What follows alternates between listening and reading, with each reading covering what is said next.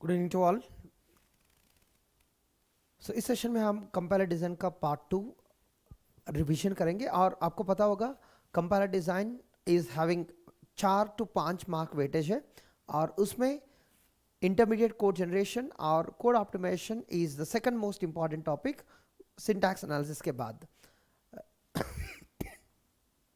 Yes, good evening. So this is a very small session. Okay guys, is audio and video clear to you? जल्दी बताना guys, अगर कुछ दिक्कत है तो सेट करेंगे जल्दी। या गुड इवनिंग दिव्यांशु, टेक अंजलि, गुड इवनिंग।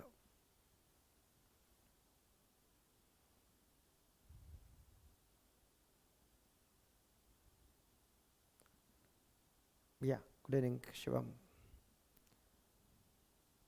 कोई बताना यार, ऑडियो एंड वीडियो सब क्लियर है? ग्रेट। चलो, तो आज की एजेंडा है इंटरमीडिएट कोड जनरेशन से स्टार्ट करेंगे और जो भी इंपॉर्टेंट टॉपिक्स है उसको जल्दी खत्म करेंगे। Right, you have very less time, I know that we can not waste our time on unnecessary topics, so we'll focus more on what is needed for the gate exam. Right, in case you have doubts आप यहाँ पूछ सकते। Ready? या ये बताना सबका कैसे preparation चल रहा है, कोई प्रेशर में है और कुछ कंफ्यूजन में है? नहीं है ना, सब ठीक चल रहा है ना? Good evening.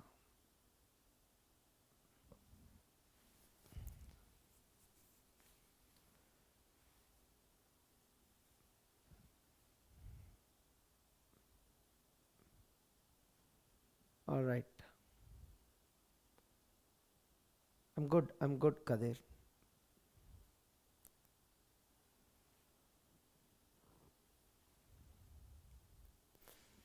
Okay,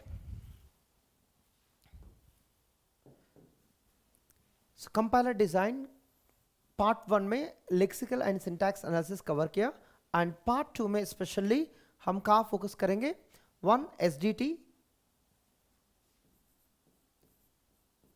and then intermediate code generation, और SDT से स्टार्ट करेंगे, उसके बाद इंटरमीडिएट कोड जनरेशन में जाएंगे and then so some important topics of code generation and code optimisation. Right, ये टॉपिक्स कवर करेंगे और थोड़ा क्रिटिकल पॉइंट्स है रन टाइम एनवायरनमेंट से। राइट, ये है पार्ट 2 की एजेंडा।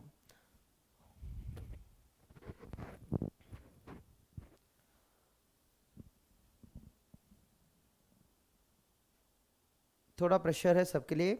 राइट, तो होता है pressure, you can not avoid it, but क्या कर सकते हैं हम?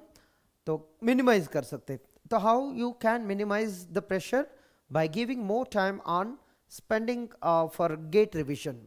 सो जिसको प्रेशर, जिसको ज़्यादा प्रेशर लग रहा है, तो divert your time to revise the GATE syllabus. तो when you spend more time on GATE revision, right, वहाँ क्या होगा? तो आपका जो थॉट्स है, तो अगर कुछ भी प्रिपेयर नहीं किया तो थॉट्स प्रेशर ज़्यादा होगा। राइट, सो आप थॉट्स को डाइवर्ट करो तो गेट प्रिपरेशन और रिवीजन के ऊपर। अगर खाली बैठा हुआ तो प्रेशर बढ़ेगा, तो खाली नहीं बैठना है, तो आइदर प्रिपेयर और spend the time with your family और फ्रेंड्स, और थोड़ा सोने के लिए टाइम देना। तो हेल्थ एंड प्रिपरेशन, everybody.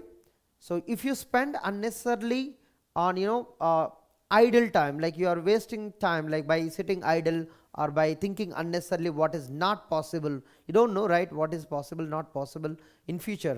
तो जो टाइम है आपके सामने, राइट, संडे तक, सैटरडे तक, जो भी टाइम है, 2-3 दिन जो भी टाइम है, तो आपको बिल्कुल सही डायरेक्शन में यूज करना चाहिए। राइट, या मैं उसी प्रेशर से बहुत बार लड़ चुके, बट प्रेशर को हम अवॉइड नहीं कर सकते। क्या कर सकते? प्रेशर को हम डाइवर्ट कर सकते।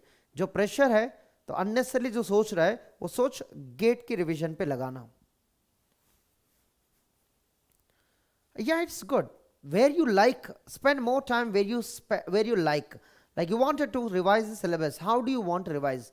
You're sitting in library, sitting at home, sitting at your friend's house, sitting at some place where you can give the more time to yourself.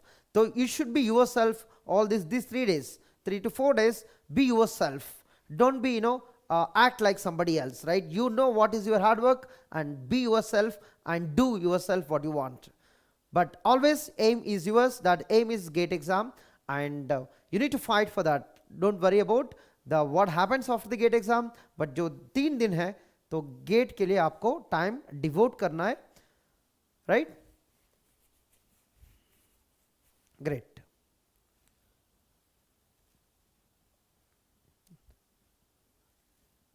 और कोई क्वेश्चन है? Only the thing that you feel that is a pressure. इस time में sir syllabus complete नहीं हुआ, subjects complete नहीं हुआ, ये बात नहीं आना चाहिए. जो हुआ हो गया, और उसका रिवीजन कैसे होना चाहिए, करेक्ट? एक याद रखना, बी योरसेल्फ. अगर आप आपके जैसे है तो कोई चेंज नहीं कर सकता आपका जो स्ट्रेटजी है, राइट? आप जो हार्डवर्क किया ये आपकी स्टाइल है, किसी और की स्टाइल नहीं है. जो याद रखा ये आपकी हार्डवर्क था, राइट? ग्रेट. चलो शुरू करते हैं. एसडीटी. एसडीटी में क्या क्या इंपॉर्टेंट टॉपिक्स है फटाफट. एक होता attributes, inherit and synthesised attributes. ये 2 टॉपिक्स है और 2 टाइप की एट्रीब्यूट्स है. एग्जाम में चांस है पूछने के लिए डायरेक्टली. सेकंड है types of grammars, types of SDTs. Like 2 type के डेफिनेशंस होता. एक एल एट्रीब्यूटेड एसडीटी होगा, L attributed grammar, and second S attributed grammar. So 2 ही टाइप की है. देन अगर आपको डेफिनेशन पता है तो एवेल्युएशन भी पता होना चाहिए.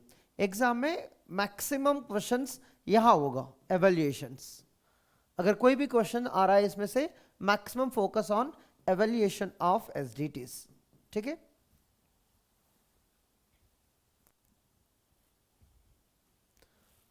चलो सो एक डायरेक्टली टॉपिक ले लेते. एट्रीब्यूट को आइडेंटिफाई करना है. तो इस ग्रामर में देखो क्या एट्रीब्यूट्स है आपके सामने, right? S dot X is equal S one dot Y plus S two dot Z, और s derives a where s dot a is equal, sorry, s dot x is equal to a dot value.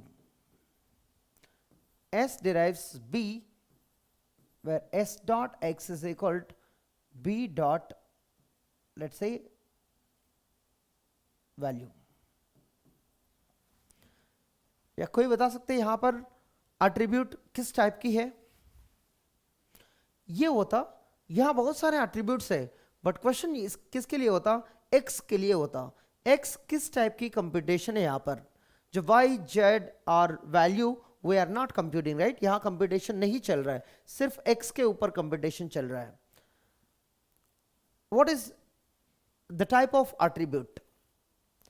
There are 2 types of attributes, right? What is inherited and what is synthesised. So यहां inherit होगा और synthesized होगा. क्या होगा?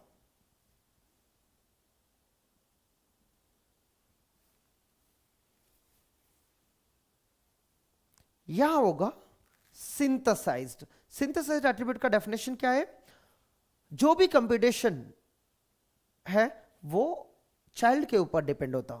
तो यहां देखो ये s है, वो ये लेफ्ट साइड में है, जो s1 s2 है वो राइट साइड में है. जो s का ऊपर कंप्यूटेशन चल रहा है, देखो यहां पर कंप्यूटेशन s के ऊपर है, तो s के ऊपर bye depending on s1 and s2, मतलब it's children, right? It's children. और यहां पर s के ऊपर कंप्यूटेशन चल रहा है by depending on its child, और by depending on its child. So सब में LHS के ऊपर कंप्यूटेशन चल रहा है, तो इसका मतलब ये सिंथेसाइज्ड एट्रीब्यूट ही होगा, राइट? ये सिंथेसाइज्ड एट्रीब्यूट होगा. सिंथेसाइज्ड एट्रीब्यूट बहुत इजी होता. नो, सिर्फ चाइल्ड, सबलिंग के ऊपर नहीं होता, सिर्फ child, that's it. X is synthesized, सिर्फ चाइल्ड के ऊपर, चिल्ड्रन के ऊपर डिपेंड होना चाहिए. X is synthesized attribute. ये तो X की बात है. और एक और है, ये जो गिवन ग्रामर है तो क्या है definition? This SDT is which type? Is it L attributed grammar or S attributed grammar? ये ग्रामर क्या है? What is the synthesized attribute definition? The computation always depends on its children, so that you understand, right? Now what is the definition of this grammar? Is it S attributed or L attributed? Quick.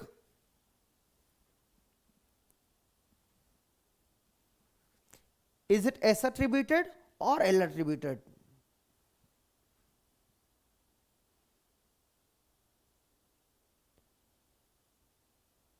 Come on, Tanuj. You're right, but you need to answer it properly. It is both, because it is S attributed, so always L attributed, right? Usko bolna nahi kabhi. It is S attributed means L attributed also. So it is no doubt S attributed. Why it is S attributed? Because attributes that we have here synthesized and all the translations are at the end. Iska matlab S attributed, so L attributed also. You should not forget that L attributed, right? In the exam you will be having MSQs. Remember that when the grammar is S attributed, it is always L attributed. Okay, we are talking about a grammar. This is different question, that is talking about attribute. How many attributes are there? What type of attributes are there? If I ask how many attributes are there here? X, Y, Z value, 4 attributes. How many we are computing? एक ही computation चल रहा है. X, हमेशा X ही computation चल रहा है. Right? X is synthesized attribute. जो computation synthesized है, तो इसकी वजह से grammar भी S attributed grammar हो गया. Because translations are at the end. अगर translations end पे नहीं है, हमेशा तो S attributed नहीं होगा.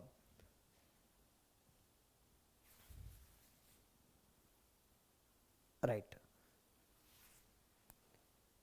Correct. S attributed grammars, in that attribute computation depends only on child, but in L attributed you can depend on child, or parent, or left sibling. So remember that. When you talk about S attributed grammar we are talking about grammar, S attributed grammar. So what points you need to remember?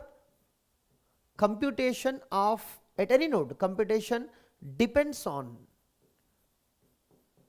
only children,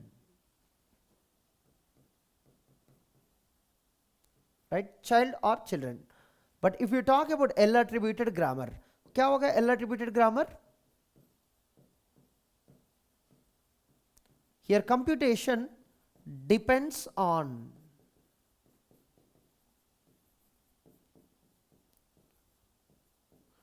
parent or left siblings or even children. Anything is fine. Right? सबको मालूम है ना? यहाँ पर S attributed grammar में all the translation should be at the end. यहाँ पर ऐसा कोई रूल नहीं है. यहाँ पर एक और restriction है, all translations must be end. All translations must appear at the end. Must appear at end of the production. एक और रूल भी है यहाँ पर, end of production. करेक्ट? बस ये दो ही है कॉन्सेप्ट. इसी पूरा टॉपिक में यही दो है कॉन्सेप्ट्स. एट्रीब्यूट्स क्या होता है? Inherited, synthesised. इनहेरिटेड मतलब पेरेंट और सिबलिंग के ऊपर डिपेंड होगा. सिंथेसाइज्ड मतलब सिर्फ चिल्ड्रन पे डिपेंड होगा. वो एट्रीब्यूट्स की टाइप है. But grammars are also two types. Grammars के अंदर computation depends on either children, that is S attributed. If it is depending on children or left sibling or parent, that's called as L attributed. Every S attributed is L attributed, that's it. There is no inherited grammar. Who is that, Srikar? Is there any inherited grammar here? L attributed grammar or S attributed grammar? We have another types of attributes. Both are different. These are types of grammars, right? Types of grammars and types of attributes. Attributes are different, grammars are different. Attributes are two types, inherited and synthesized. Both are completely different, right? Attributes are different, grammars are that attributed grammars, we can say. Grammars are two types, L attributed grammar and S attributed grammar. Do not mix up the concepts, both are different, right? उसका नाम अलग है. Inherited attribute, attribute here depends on, the computation depends on the computation of that attribute, right? Depends on parent or sibling. Left or right doesn't matter in the inheritance or inherited. But mostly we do left sibling dependency because you are going from left to right. In the synthesized, computation depends on children.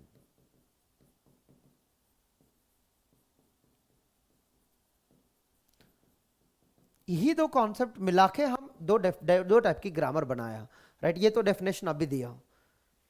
Clear? Attributes and L attributed grammar uses both concepts, and it uses the synthesized concept, it also uses inherited concept, but uses the left sibling dependency in case if you have dependent, right? So using this definition हम S attributed की बनाया, और using दोनों मिला के L attributed definition बनाया. But थोड़ा restriction भी है, क्यों? वहां पर हर सिबलिंग नहीं होता, सिर्फ लेफ्ट सिबलिंग होगा. Is it clear? Yes, L attributed can use inherited and synthesise दोनों, बट थोड़ा रिस्ट्रिक्ट करके यूज करेंगे हम. Okay, so S attributed uses only synthesized attributes, but L attributed can use any kind of attribute that depends on these two concepts together. So there is no such inherited synthesized, together you can use it. That attribute can depend on parent or left sibling or children. So three things it can do. Okay. Let's try one more example, second. S derives B, A dot X is equal to B dot Y and C. A derives A dot X is equal to A dot value, and B derives B is nothing but, let's say, B dot Y is equal to B dot value. And what else? That's it. C is there, right? C derives D, where C dot Z is equal to D dot value. See here, so many attributes are there, right? एक दो नहीं, right? बहुत सारे attributes है. क्या क्या attributes है? X, Y, value, Z. There are so many attributes, that properties we have, X, Y, Z, value. But which one we are computing here? क्या क्या computation चल रहा है यहाँ पर? X का computation चल रहा है, Y, Z, value नहीं चल रहा है computation. We are using it, right? So we are computing X, Y, Z only. So now what is X? Look at that. What is X here? This A you are computing by depending on its right sibling. So that can come under only inherited attribute, not in any grammars. Grammars we can't use this. Like in L attributed or S attributed, you can't use this. But it looks like inherited attribute, because inherited attribute can depend on parent or siblings. So it's some sibling, fine. So we can say that X is here, we can see X, A depends on A, so depends on child. Here depends on child, here depends on right sibling. Oh, that cannot come under any attribute definition. So X is not satisfying inherited, not satisfying synthesized, because sometimes acting like inherited, sometimes acting like synthesized. So X is neither inherited nor synthesized. In this grammar, of course, in this production inherited, in this production synthesized, but in this grammar X is neither inherited and nor synthesized. The attribute is not going to satisfy inherited not going to satisfy synthesized. If you look at y only depends on its child, so y is just synthesized, you can say that. Y is synthesized. And z depends, right? C depends on child, so z is also synthesized. Attribute, synthesized attribute. We are only talking about right now attribute. So this is how you answer attribute. Now it's not about the grammar, right? यहां पर अब तक grammar नहीं चल रहा है. attribute. अब बताना ये SDT क्या है? L attributed है, S attributed. अभी ग्रामर की बात चल रहा है, अब तक attribute की बात चल रहा है. तो X तो समझने आ रहा है, ये कुछ नहीं होगा. क्यों? इनहेरिटेड होगा तो हमेशा इनहेरिटेड डेफिनेशन यूज करना था, बट कभी कभी इनहेरिटेड यूज कर रहा है, कभी कभी सिंथेसाइज्ड. सो इसको इनहेरिटेड नहीं बोलेंगे और सिंथेसाइज्ड भी नहीं बोलेंगे, right? And y is synthesised because y का कंपटीशन हमेशा चाइल्ड के ऊपर डिपेंड हो रहा है. z is synthesised. अब what is this SDT? Anybody? It is not going to be S attributed. Why? It not everywhere it is just child, and it is not L attributed because if it is L attributed, it should use the left sibling, not the right sibling. All others are fine, they are depending on child, but this one is depending on right sibling. So this is not L attributed, also not S attributed. So I am saying it not L attributed grammar, right? Not L attributed grammar. ये भी याद रखना, every not L attributed is not S attributed. So यहाँ बताना जरूरत नहीं not S attributed. When you say not L attributed, by default not S attributed also. You answered one more point here, not S attributed. देख के भी बोल सकते हैं not S attributed क्यों है? Even though, suppose if this is also computing by depending on child, but this translation बीच में है, right? प्रोडक्शन का बीच में है, तो S attributed by देख के ही बता सकता यार ये ट्रांसलेशन एंड पे होना चाहिए, बीच में है. एक प्रॉब्लम. दूसरा प्रॉब्लम है यहाँ पर computation is not depending on child. So दो reasons है why this grammar is not S attributed. Exam में ये पूछा जाएगा, तो एग्जाम में क्या production violates to be S attributed grammar, right? Why it is not a S attributed? क्या प्रोडक्शंस वायलेट कर रहा है? तो एक प्रोडक्शन, पहली प्रोडक्शन में दो रीजन है. एक reason attribute computation, second reason translation का पोजीशन. और ये दोनों तीनों प्रोडक्शंस है वो एस एट्रीब्यूटेड की ग्रामर की सेटिस्फाई कर रहा है, राइट? तो याद रखना, क्लियरली पता होना चाहिए क्या प्रोडक्शन वायलेट कर रहा है और विच प्रोडक्शन सेटिस्फाइंग. सही है? एग्जैक्टली.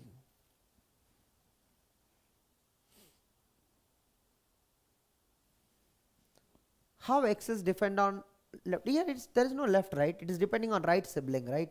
ये is actually depending on right sibling. यहाँ पर कोई left sibling नहीं चल रहा है, but इसको inherited attribute बोल सकते हैं इसको, ये इस प्रोडक्शन में. बट इस प्रोडक्शन को देख के देखो, दोनों में X कंपटीशन चल रहा है, बट दोनों का मीनिंग सेम नहीं है, इसकी वजह से X का आंसर नहीं है यहाँ पर. ठीक है, good.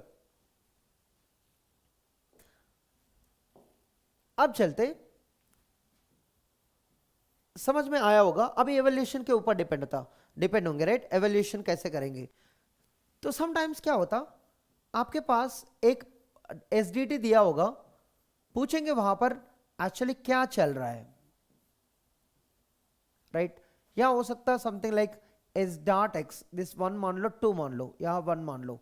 S dot X is equal S1 dot x plus S2 dot x. यहां पर दिया है S dot X is equal S1 dot x plus 1, और यहां दिया है S dot X is equal 0. तो इसका फंक्शनलिटी क्या है? अगर जो भी इनपुट दिया है यहां पर, आउटपुट का मीनिंग क्या होता, ट्रांसलेशन क्या होता, राइट? इसका फंक्शनलिटी क्या है? सपोज जो भी इनपुट है कुछ दिया है इसको, राइट? इनपुट दिया है इस SDT को, तो इसका मीनिंग क्या होता, ट्रांसलेशन क्या है? What is the translation of this input by using this SDT? क्या होता, कोई बता सकते हैं? What is the translation? एक दो इनपुट लेके कोशिश कर सकते हैं आप फटाफट. उसके लिए आपको एवोल्यूशन का टेक्निक पता होना चाहिए, पर देख के भी समझ में आएगा क्या चल रहा है यहाँ पर कंप्यूटेशन. ये बहुत इजी SDT है.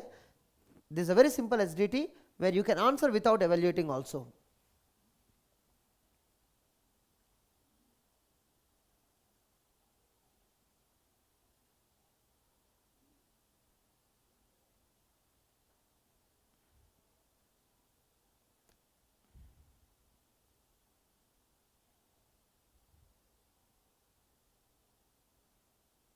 राइट?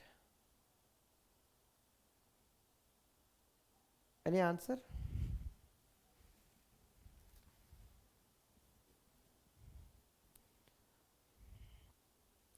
ये 2 दिन में आप लोग को बहुत सरप्राइजेस है। अंकित सर बहुत कोशिश कर रहा है यार आप लोग को कुछ मदद करे लास्ट 2 दिन में, right?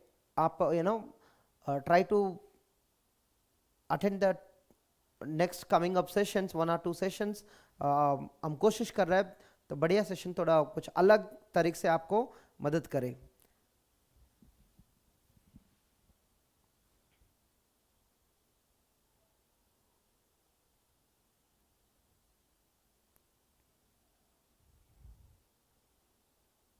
Computing number of, it's not non terminal count यार, नॉन टर्मिनल काउंट इनपुट में नॉन टर्मिनल्स नहीं होता यार, सिर्फ टर्मिनल्स होता। कौन बताया यार नॉन टर्मिनल्स? कहाँ देख रहा है आप? देखो यहाँ पर सिर्फ इनपुट में टर्मिनल्स ही होता। ऐसे होता सपोज ये दिया है, आउटपुट क्या होता बेसिकली? तो what is the value that you compute at the root? Translation मतलब इसका होता फाइनली द रूट में कंप्यूटेशन होके आएगा यहाँ पर। तो root, what is the attribute value at the root, उसका मीनिंग होता ट्रांसलेशन यहाँ पर। तो ट्रांसलेशन यहाँ पर ये होता question, what is the attribute value at the root?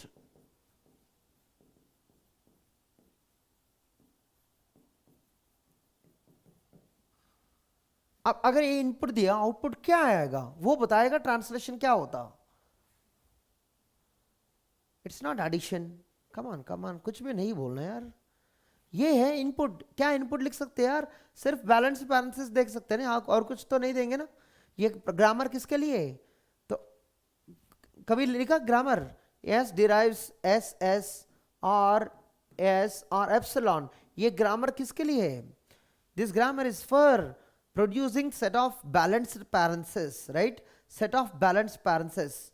Now अगर ये इनपुट दिया, आउटपुट क्या होगा? देखो कितने बैलेंस्ड पैरेंथेसिस है यहाँ पर, कितने बैलेंस पैरेंट्स है यहां पर? 1 2 3 4। आउटपुट आपको दिखेगा 4। ये मीनिंग आपको ऑप्शन दिया तो आपको समझ में आएगा, ऑप्शन नहीं दिया ना एग्जाम में, अगर न्यूमेरिकल आंसर टाइप है तो आपको अगर ये इनपुट दिया आंसर 4 बताना चाहिए।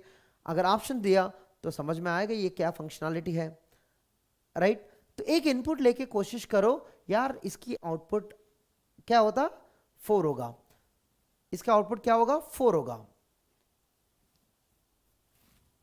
अगर चेक करना है आउटपुट, तो इनपुट क्या है? 1 2 3 4, यही है ना। तो देखो यहां पर S, इसके लिए S, इसके लिए S, right? S derives yes S, और ये S क्या करना है? एक बैलेंस्ड पैरेंथेसिस चाहिए इसको, और दूसरा S क्या करना है? 2 S करना है। ये इंडिविजुअल S क्या करना पड़ेगा? वो बैलेंस्ड पैरेंथेसिस को करना पड़ेगा, राइट? यही तो है पार्स ट्री। S क्या प्रोड्यूस करेंगे? एप्सिलॉन। बट यहां पर क्या चल रहा है? यहां पर हर प्रोडक्शन पर एक ट्रांसलेशन है। देखो यहां पर एक ट्रांसलेशन है, और यहां पर भी एक ट्रांसलेशन है, और यहां पर भी एक ट्रांसलेशन है, यहां पर भी एक ट्रांसलेशन है, और यहां भी एक ट्रांसलेशन है, और यहां भी एक ट्रांसलेशन है, और यहां भी एक ट्रांसलेशन है। तो इतना ट्रांसलेशंस आपको एग्जीक्यूट करना पड़ेगा। बट ऐसे ही क्यों डाउन किया? क्यों? हमको लेफ्ट टू राइट फॉलो करेंगे, एक एक एवेल्युएट करेंगे यहां पर। तो फर्स्ट इसको एवेल्युएट करेंगे। ये फर्स्ट जब एवेल्युएट किया, चेक कर लो कैसे एवेल्युएट करना है। इसको फर्स्ट एवेल्युएट करना है, और सेकंड, थर्ड, क्यों ऑर्डर भी लेफ्ट टू राइट होता, 4th 5th 6th 7th, बहुत इजी है एवेल्यूशन। तो 7 ट्रांसलेशंस को आप एग्जीक्यूट करना है, राइट? पहले एग्जीक्यूट कर लेते। इसका मीनिंग क्या है? S डिराइव्स एप्सिलॉन, मतलब इसको 0 असाइन करेंगे, वही तो है ना, S dot x is equal to 0, ये है। सेकंड क्या है? जो S का वैल्यू है +1, 0 + 1 इज द 1, सॉरी,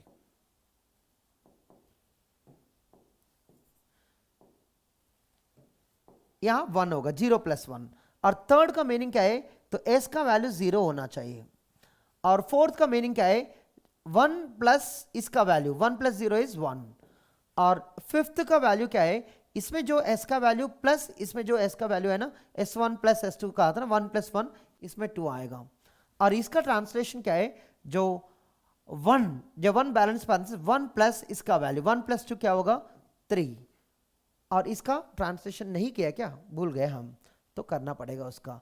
यहां क्या होगा, s का बैलेंस पैरेंथेसिस भी है, इसको क्यों बोला हम, ठीक है, इसका भी एक ट्रांसलेशन है, यहाँ भी एक एप्सिलॉन है, तो पूरा कंस्ट्रक्ट नहीं किया था हम, राइट, उसको भी कर लेते हैं। तो ए हो गया 7th, ये हो गया 8th, तो 7th 8th 9th, total 9 translations है, 7 8, इसको 9 करेंगे। अब कर लेते हैं रिमाइनिंग को। तो इसका वैल्यू क्या होगा, 7th हो गया, 6th हो गया 7th, तो इसका वैल्यू 0 होगा, और 8th तो इसका जो वैल्यू है 0 प्लस 1, ये 1 हो गया, 1 प्लस 3 4 हो गया, बस लास्ट वाला ये है final answer. It can not be other than the parenthesis, ये पैरेंथेसिस का काम है, राइट शिफो, कोई और काम नहीं है एक्सेप्ट काउंटिंग बैलेंस पैरेंथेसिस। इसका काम है सिर्फ काउंटिंग बैलेंस पैरेंथेसिस, जो भी वैल्यू आएगा it will count number of balanced parenthesis, और कोई काम नहीं यहां पर, राइट।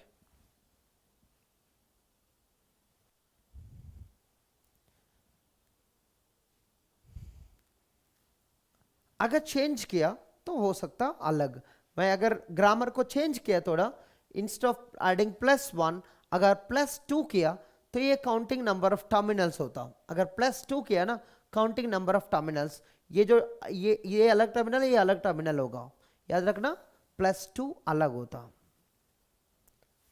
+2 ये भी हो सकता लेंथ ऑफ द इनपुट, जो भी लेंथ आया ना उसका है ना 1 2 3 4 5 6 7 8, यहाँ 8 आएगा रिजल्ट अगर यहाँ +2 किया तो, या +2 किया तो, राइट। सो सेम ग्रामर में अगर कुछ चेंज किया तो आंसर बदलेगा, इसलिए हम बोलते हैं SDT। SDT बहुत पर्पसेस के लिए हम यूज करते हैं, ओके।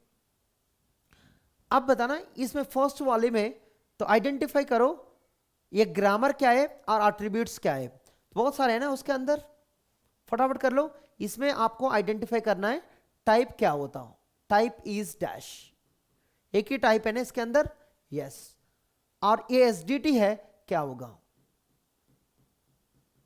दो टाइप की क्वेश्चंस है, इसमें वैल्यू क्या है,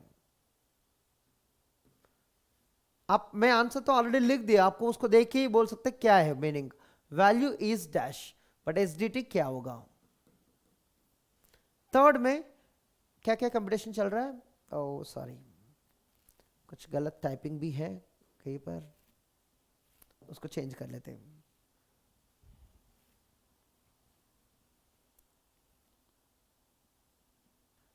या x कर लेते, a.x, ठीक है।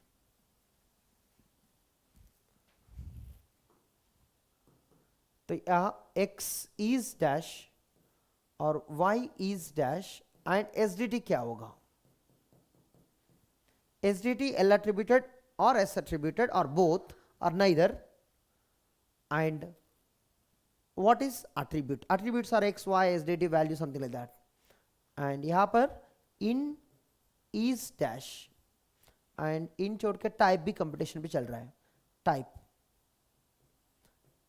is dash and finally ask what is SDT।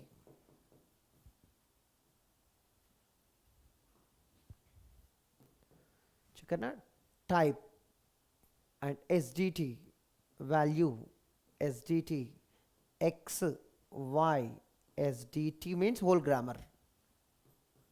चलो देखते कौन आंसर सही कर सकते हैं।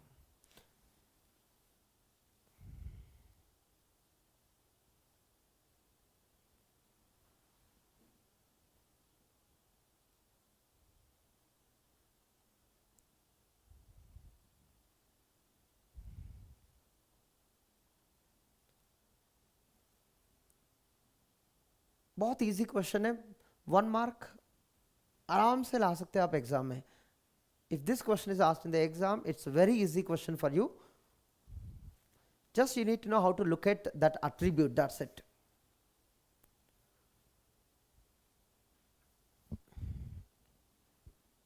Okay, take 2 minutes to answer this question. I'll be waiting.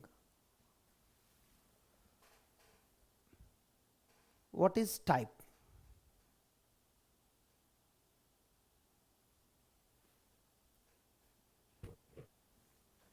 Most of them are already answered inside the grammar itself. Just you need to analyze it. Can I say by looking at whole grammar it is inherited or synthesized or neither?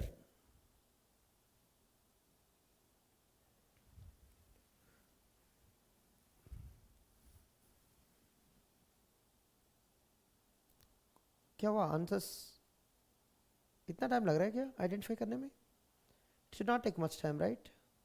Should I answer myself then? Okay. What is the first one? Type. Already I have written answer, right? So L you are computing here by depending on left sibling. So definitely here it is inherited. So everywhere is it inherited? Just check it. L1 you are computing here by depending on its parent. That means inherited. Answer also given. Just you need to look at it. And here T, that's you are computing here by depending on its child. By depending on its child. So here type is not inherited. So in this grammar, type is not inherited, not synthesized, because sometimes in these two productions inherited, here it is synthesized, but in the grammar you cannot say inherited, because whole grammar you cannot judge it is inherited. So it is neither inherited nor synthesized, but in some productions inherited, some productions synthesized, but that doesn't mean that it is both. Remember that it is neither inherited nor synthesized, because in the grammar you cannot judge it is inherited. That's why you cannot say both. Remember this point? You can say some productions it is inherited, some productions it is synthesized. But in the grammar, when I want to look at whole grammar, it is not inherited, because only sometimes inherited, not all the times. Even one production fails to be inherited, then whole grammar you can say it is not inherited.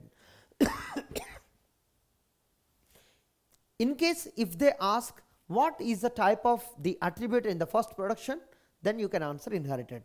Okay. So remember that how you should answer type. It looks like both, but both doesn't mean that it's satisfying whole grammar. Okay. In the whole grammar it is only sometimes inherited, not all the times. When everywhere it is inherited, you can say grammar is in the grammar type is inherited. Okay. Anyhow, what is SDT now? SDT now you look at, oh, here that is depending on what? Sibling or parent or child. So now this can be, this is L attributed. See how to answer L attributed grammar and inherited definition. So first one is L attributed grammar. Even though grammar is L attributed, here the attribute is not actually inherited, not actually synthesized. It is a combination of the both properties. So sometimes acting like inherited, sometimes acting like synthesized. Then you will see that grammar type is L attributed mostly. But in case if it is the computation depends on right sibling, then it is not going to be L attributed. L attributed grammar fails only when you are computing by looking at right sibling. The computation depends on right sibling, then that grammar is not L attributed. Most of the case it will be L attributed. Value. See that value here, it is synthesized, everywhere synthesized. So that's why it is synthesized. Okay, no confusion at all. Value is synthesized attribute. Yes or no? It is synthesized attribute. Now what about the grammar? If you want to look at the grammar, now you look at all the translations are at the end. Now the attribute is S attributed every place. At every place you are only computing value. So this is S attributed, so L attributed. Thus SDT is S attributed, so L attributed. Okay. Yes, correct. What about the third one? X. How many times X you are computing? Only one time, right? So here you are by looking at, oh, right sibling, that's it. Here only one place X is computed, that is also by looking at right sibling. So right sibling you can say inherited attribute. But remember, this inherited concept never comes in any grammar. This both the grammars, the right sibling concept never comes. Okay, even though it is inherited attribute, but that cannot be used in any grammar. Remember that. And what is y? Everywhere synthesized. You can see the y you are computing, s you are computing by depending on a, that is a child to the s, and a and b computed by depending on its child. Okay, so here y is synthesized. But now when it looks when you look at the grammar, that this a dot x that is computed based on right sibling, so that never comes under any type of grammar. This is not L attributed and also not S attributed. When I say not L attributed, it's definitely not S attributed. Okay, anybody answer this? Okay, last one. D derives TL, right? So now you look at in focus on in. Where is the in? The only one place that you are computing, only this place, by depending on its what? The left sibling. So that can come under inherited concept. Left or right doesn't matter, inherited is fine. So it is inherited. But are you computing anywhere in? No, right? So only one place it is inherited. What about type? Where are you computing? Only you are computing at this place, T, this place, and that by depending on its child. So it is definitely synthesized. So answers are already available, but you need to understand how that you need to conclude finally. So synthesized. Now what is SDT? What you can answer about SDT? Can you answer it is S attributed? If it is S attributed, you will never see inherited concept, right? So in the S attributed grammar, all the translations will be at the end, and you should have only synthesized attribute, but you also have inherited. And can I say L attributed? If I say L attributed, that I can compute by depending on left sibling or parent or child. So here you are depending on left sibling, here you are depending on child, so that is absolutely right. So this is L attributed but not S attributed. L attributed, and also remember it is not S attributed. Okay, now look at this grammar is both, and this grammar is what? You have same L attributed, which is not S it's not S attributed, right? Not S attributed. So the same example here, not L attributed, not S attributed, and this is not both, this is both, and you have 3 types of total grammars. How many types total? 3 types of grammars. One is the S attributed grammars, S attributed grammars. Another type is both can satisfy. This one, sorry, both can satisfy. Another one is only L attributed and but not S attributed. So L attributed grammars. So here you will see total 3 types of grammars. You will have 3 types of grammars. One, so this is the one type of grammar, second type, third type. And what is this grammar? This grammar satisfies both S and L, and this one is only L, and this one not L as well as not S. Correct? Only 3 types of grammars we have. If the grammar is here, that should be both S and L. If the grammar is here, it is only L attributed but not S attributed. If the grammar is here, it is not L and not S, neither L nor S attributed. Everybody clear this point?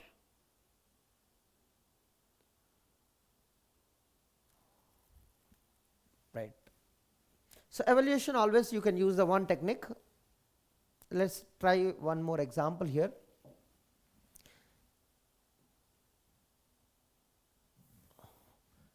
E derives E print plus E. E derives print star E star E. E derives, okay, just slight confusion here, so let me avoid that. Okay, E plus T. T derives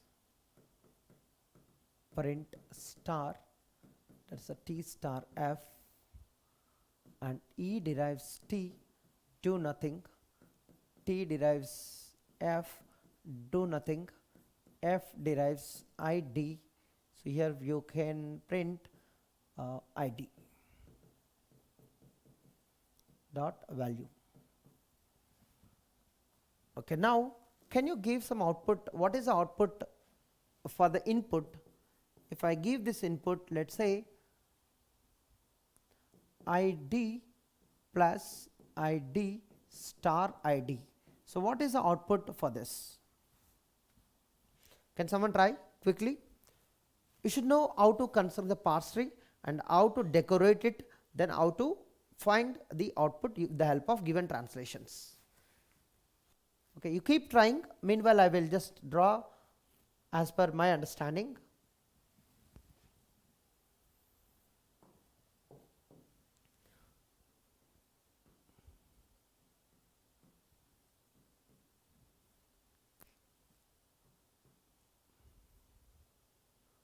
T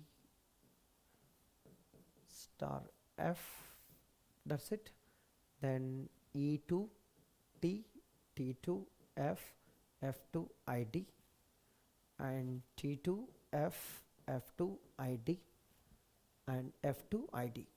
So this is what parse tree, but annotated parse tree is you need to put the translations, but look at the translation is in the middle of the production. Remember that it is here beginning of the production, here last, so no need to write them because no meaning, here there is a last. So keep exactly where you have the translations.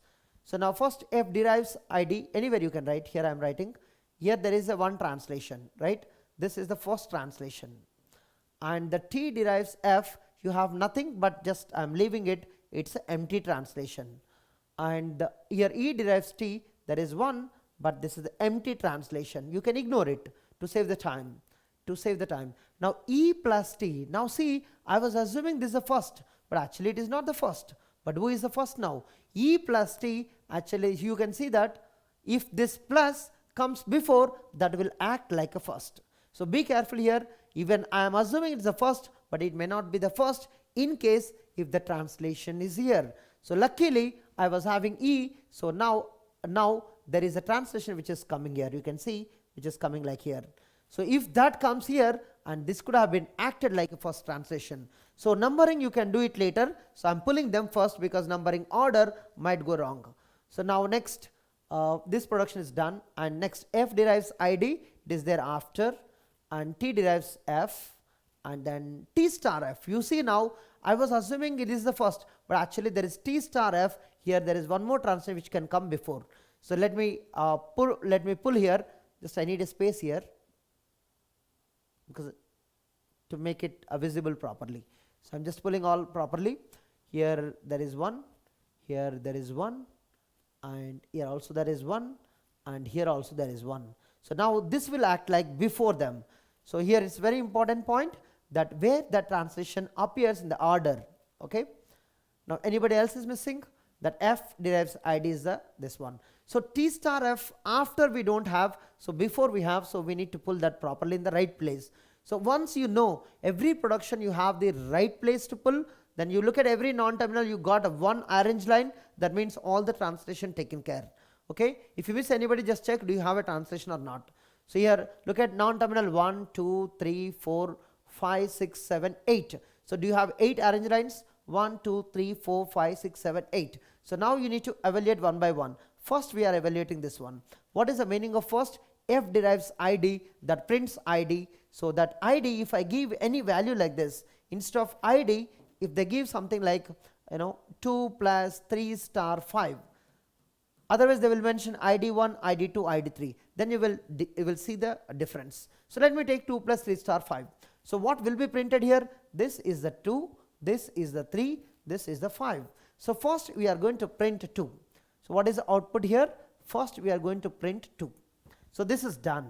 And second translation is nothing, so don't do anything, it's empty. And third translation is also nothing, so don't print anything. E to T, we don't have anything. And the fourth one, you see where it's right in between this, what it should print? The plus it should print. So that a fourth translation is printing plus. And then fifth translation, the fifth is coming from here, there's a T star F before, that star should print. You can see that the fifth is printed, and sixth it is the 3 it should print, and then seventh, oh, it's empty translation, do nothing. And then anything else you have? Yeah, f derives id, that's a 5, it should print. So this is the output. Of course, don't work like it's a prefix postfix. Sometimes you don't get them, okay? Sometimes you don't get them prefix postfix. Something is what is this basically? You know, for plus it is keeping the same place, but star it is keeping the before the operands. But doesn't matter what kind of functionality it is, but you should know how the output is produced. Everybody? Even you go for, what is that? You can't go for bottom up approach. Why? It's only possible with the help of L attributed evaluation, because the translations are not at the end. In case if you want the bottom up, then RMD, reverse of RMD, LMD, reverse of LMD, if they ask specifically, you should do that. So when they don't mention anything, this is the best approach which will give the right answer. Okay? You just follow L attributed evaluation, none other. If they mention bottom up parsing, then do reverse of RMD. Do you know what is the reverse of RMD? So do the RMD numbering, and by default this is the output. In case if they don't mention anything, if they mention RMD, reverse of RMD, LMD, then you should know which one to evaluate. So do you want to see that? Do you want to see that? I'm just copying this.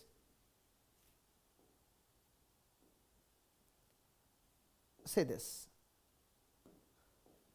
The same one, but I don't do now using the L attributed evaluation. In case if they mention bottom up parsing, if they mention, if they don't mention, no need to do at all. Use bottom up parsing, then answers may change, may not be the same output that you get here. Use bottom up parsing, then output may be different, but we need to evaluate. Now this is not the way you should evaluate. Now this is not the way you should evaluate. Now translations we don't need, you can ignore them. Translations that you can take later, not required at all to keep the translations now. Translation you keep anywhere, doesn't matter to the bottom up parsing and top down parsing. Remember, now translations no need to keep. Just look at the non-terminals, that would be sufficient. Remember what I am doing here? Don't look at now translations at all in the beginning. Now only you need to work on non-terminals. What you need to work on? Non-terminals. Now look at how to number it. So first try to number RMD. In RMD what numbers you do? RMD. So this is the first and the second rightmost, right? Then you substitute rightmost. Then once you substitute with this is the only non-terminal that you can see in the sentential form. Once you substitute this, this will be fifth.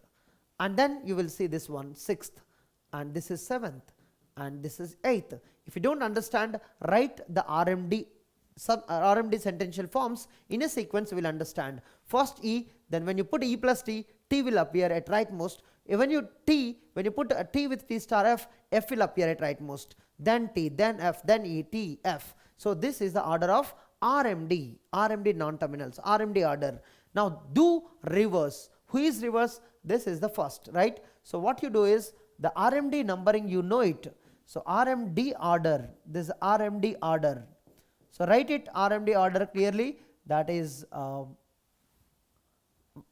whatever it is, right? You know that. So do the reverse, like first, second, third, fourth, fifth, sixth, total 8 are there, right? Just execute in this order reverse. So that will be the reverse. So this should be done first.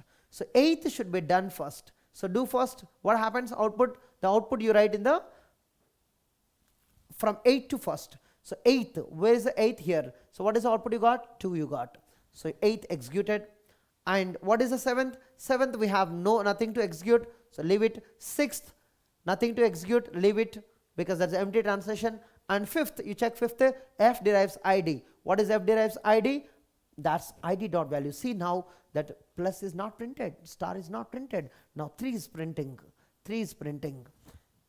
Now fourth, where is the fourth here? Fourth, empty translation. Third, where is the third here? F derives ID, that is the 5. That is 5 and printed. Second is what? The star will print because T to T star F means star is print.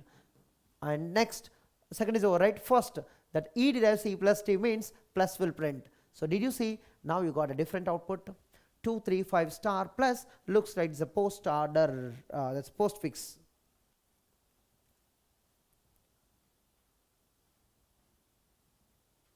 Yeah, that is what we are doing, right? Going to the, by default, if they don't mention bottom up parsing, by default you go from left to right. What you are saying is already done, right? Top to down, left to right, that is what we have done. Top to down we went and left to right. So there's nothing but just pull all the translations to the down. And okay, that is only I did in attributed evaluation. So this is second one, using bottom up parsing. If they ask use RMD, then reverse it. If you do the reverse of RMD will become RMD. If they ask LMD, just number the LMD top down parsing order, right? 1, 2, 3, 4, 5, 6, 7, 8. So in that order LMD comes out, and again reverse of LMD, right? So many things can be done. If they ask what is the RMD output, if they ask for the same question, if they ask same question, this is use bottom up parsing. If they want to use RMD, then what is the output? The output will be its reverse, like plus star 5, 3, 2. Correct? Yeah, it's very simple for actions. Only when you have the values you should be very careful. Okay. So this is about SDT. So SDT you should be very careful. Why? Because you have the attributes. When you have the attributes, then be careful what is needed. When you have, or when SDT has attributes, remember just to follow one thing. When you have attributes and their computation, when SDT has attributes, just use L attributed evaluation. L attributed evaluation is enough. You no need to follow bottom up parser at all. Just follow L attributed. But when you have only prints, when no attribute computation present, if both are there, then always use L attributed. Remember that. When no attribute computation, but you have only prints and only prints are there, only prints, then simply you follow what is given. If nothing is given, L attributed. If something is given, follow the same thing. What is the given evaluation order? Just look at and follow it. Now you need to look at. Here no need to look at whether it is bottom up parser or not, doesn't matter. You get simply L attributed evaluation. But what is given is important, because here LMD, reverse of LMD, many outputs can come, different outputs. RMD and reverse of RMD, and what else we have? L attributed evaluation, and they can invent even their own evaluation, right? Its reverse also they can ask. Okay, yeah, don't worry about all these techniques, but this is how the evaluation can be done. But mostly you follow L attributed and second bottom up parsing, because that we have a meaning here, remaining we do not have a meaning, so may not ask others, but in case if they modify the questions to ask other techniques, so you should follow them. Okay, good.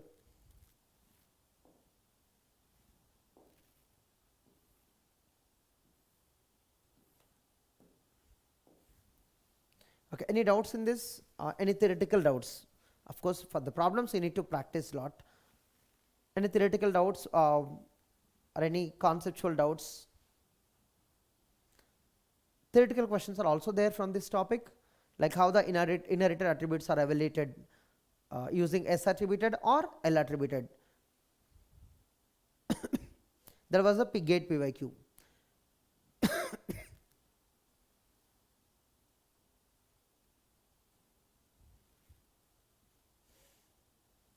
Okay, in the intermediate code, we have postfix, of course, that you might be studied in data structures, like now also we have seen. You have the 3 address code, we have SSA form, that is also 3 address code, and syntax tree, DAG, directed acyclic graph, or if you have the whole program, you can also use control flow graph to represent. Okay, these are the various representations. Now we have code optimization also, right, Kadir?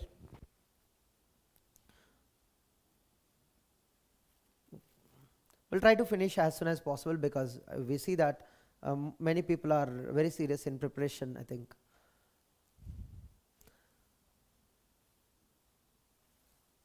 These are just like linear form, you write step by step.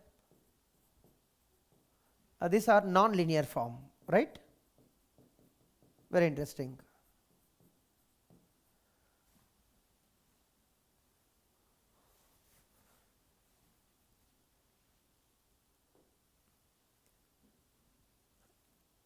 So linear form and non-linear form. Let's look at the one example. Suppose anybody written something like this: a plus a star a plus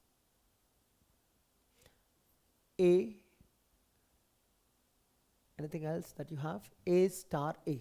Suppose this is your expression, right? This is your expression. Then how do you represent the postfix? How do you represent what? If it is, let's say this is C expression. In C language you know all the rules, right? So use them. Is C expression, then how do you represent as a postfix? What is a postfix form? Can you write it? What is 3 address code? And what is SSA code? And what is syntax tree? Of course here control flow graph not required. For bigger programs you require 3 address code only, you can represent as a control flow graph, but single statement it's fine, you no need to draw control flow graph, but when you have a program you can represent.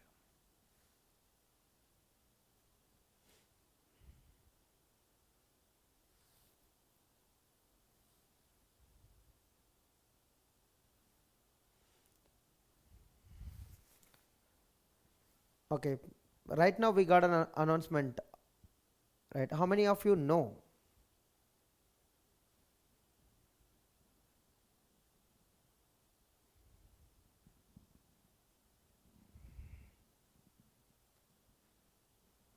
Don't know. 8 and can I catch? Okay.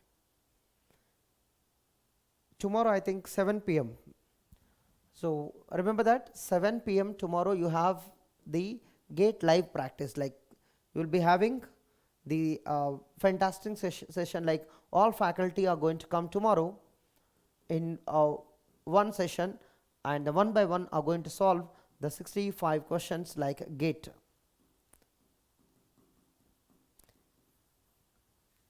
Okay, those people who wanted to have practice of all the subjects, you can come and ask the doubts. Yeah, so tomorrow you have the live session at 7 p.m. so please attend the session for tomorrow to see that you know how that 65 questions that you can attempt in 3 hours. Yeah, it's a live session on this platform. Okay, so be live tomorrow, not today, tomorrow. That's the 1st Feb.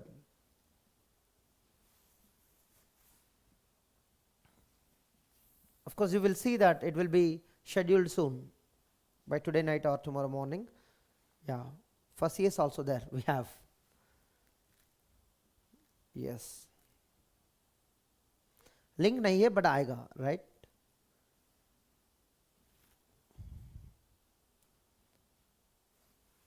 Fine. Are you able to write the answers? Postfix code. How do you write the postfix code? You have a plus a star a plus a star a. So you know this 2 should be done first. So you will have here a star. Here you will have a star. And now the 2 plus are there. You know if it is a C expression, definitely left to right. So this a will be evaluated first and this plus. And then these 2 operands are there and plus will go after. So this is the final answer. So what is the final answer? 1, 2, 3 star plus a and star plus. Right. This is your postfix code. right? Postfix code.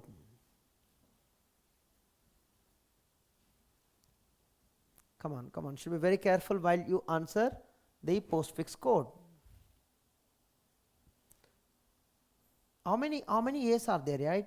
You cannot decrease the number of A's, remember. You have to keep 5 A's exactly, but what order you are going to execute? It's all new questions, right? Yeah, Manjit, it's like a mock. It's not the gate PYQs, but we are going to bring the important questions which can help you to revise in the last minute. Some people still be in pressure, right? At least they can come to the session and they can get benefited, revising all the subjects in just 3 hours or 4 hours. So we are planning to have 3 hours, 7 to 10 around. So you just come and have all practice. Good.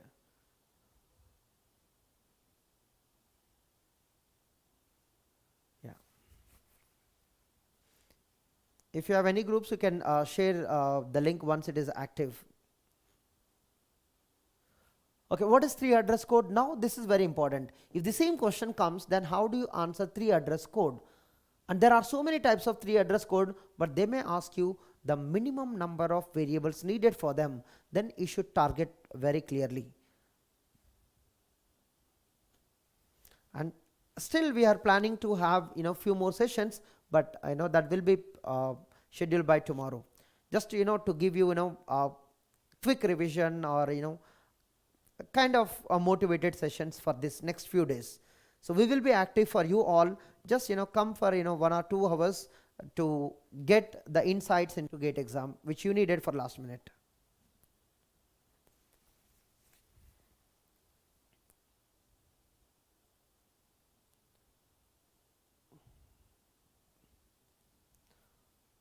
Anybody writing 3 address code? So now you look at, so which one you do first? So there is A star here, right?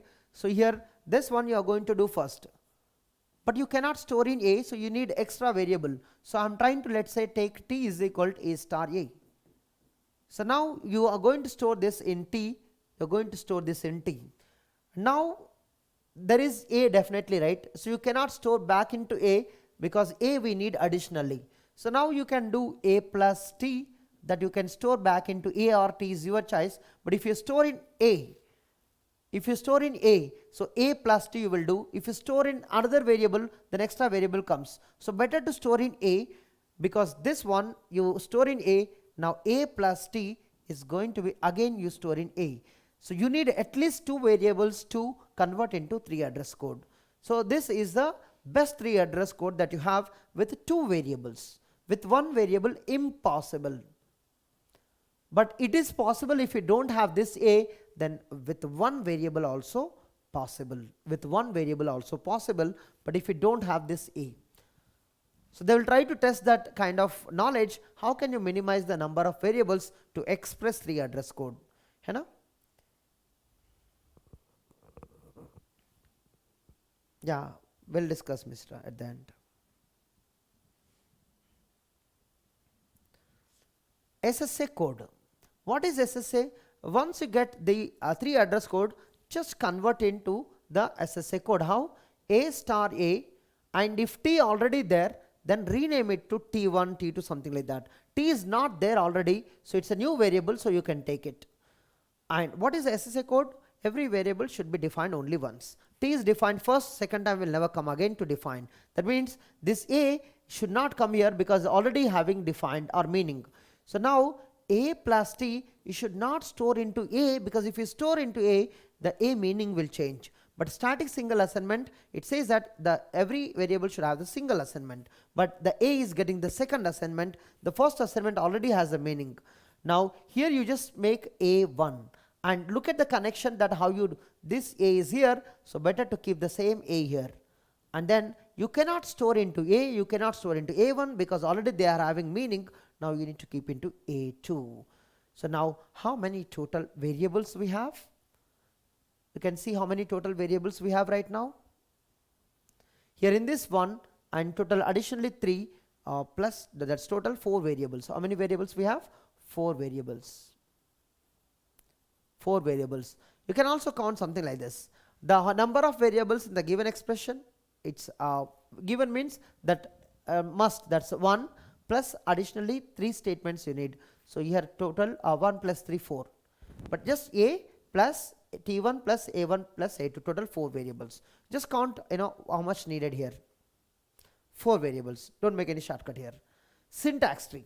Well, syntax tree is very simple. Okay, let me check what's the news.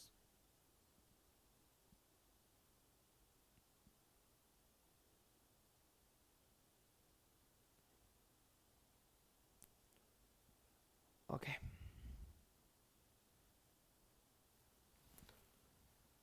Can you draw it, syntax tree, just as it is, right? So now a star a star a, and you have another a star a here, and we want to do this plus first, and a here, and another plus is the last, this plus is the last, right? So this is having a plus a star a, and this is having a star a. That's it. This is the syntax tree, and mostly the questions will not be asked in syntax tree, except they will give the options, identify the equivalent expressions. So then this is an expression, this is syntax tree. So very easy to match in the exam. They don't ask here number of nodes and edges, because here we don't have any minimum kind of thing. Here you will be having. So DAG is minimal representation of syntax tree. Like the same expression, can you draw another syntax tree which is going to occupy, or which is going to consume less number of nodes and edges? How? Because see, now here the a we have taken multiple copies. Actually you don't need it. The single copy of a you can take how many times you want, and star you can calculate once. Like a star a you have calculated, and no need to calculate twice. Whenever you want again multiplication, you can take from this node. Now next, a plus, I'm doing a plus, so the a you no need to write again. This is what I'm talking about. So a we don't need to write, so you can take it from here as it is. And a plus, another side is a star a, so you can take this multiplication from here.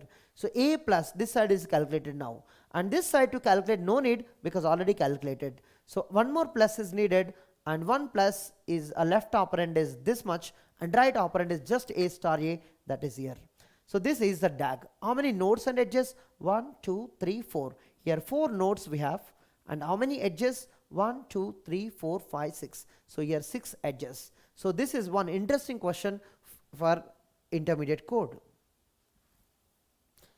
Yeah, once variable is free, you can reuse it, Vishnu.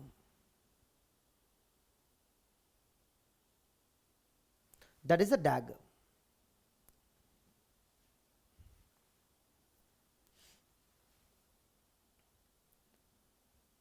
That you can reuse the same variable wherever you want, so no need to make the copies like the syntax tree. But to calculate this, you need to have a very good understanding of the optimization techniques, because they will ask minimum number of variables, right? Then first you need to understand what is your expression. What is your expression? Okay, let's practice one more question here. Everybody answered? Let's practice one more question for all. Okay, let's do.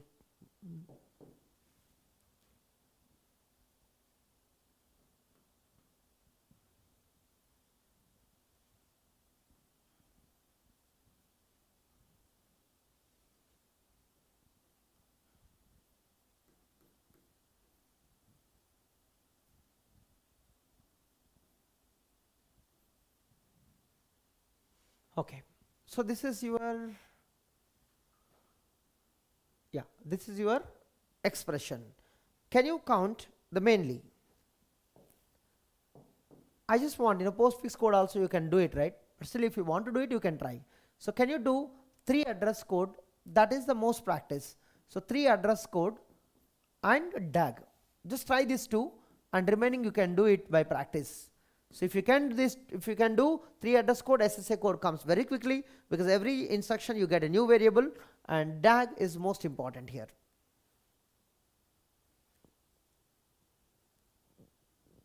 No, not required, Anjali, because root represent the LHS only. So remember, if anybody writes x is equal here, no need, just delete it, not required. But if you have many statements, will impact. If you don't have any more statements, only one statement is there, you don't need this at all. You can ignore this. But if X is used after this statement, then you should be very careful. So look at, do you have only one statement? Then X is equal, you can delete. The LHS you can delete, Anjali.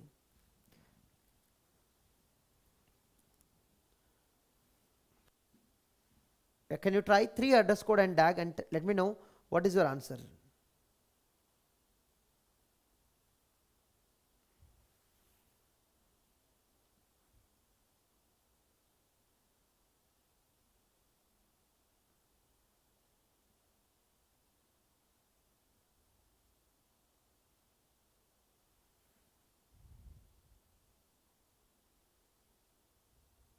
So you already know that you are doing the mistake, right? You should not do that. You know that you are doing the mistake, so you should remember, right?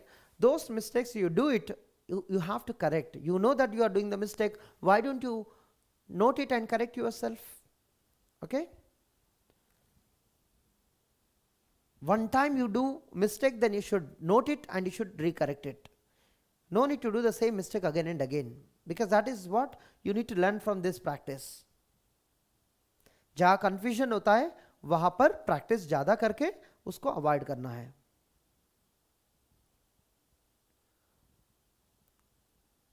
Can somebody do it?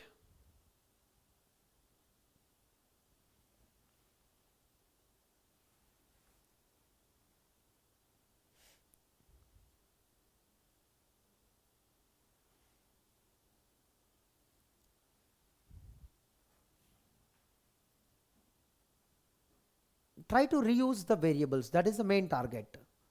That is the main target.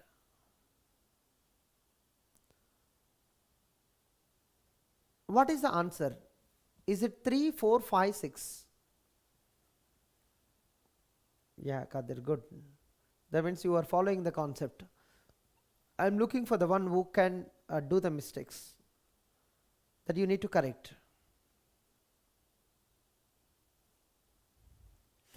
किसी में भी Anjali syntax tree में ले सकते हैं, वहाँ पर कोई कंप्यूटेशन नहीं है ना, minimum. So you can represent in syntax tree, but in the DAG, in the 3 address code, there you need to try to minimize. That's why we came up with the concepts, right? Syntax tree you can represent. Nobody asks how many minimum number of variables there.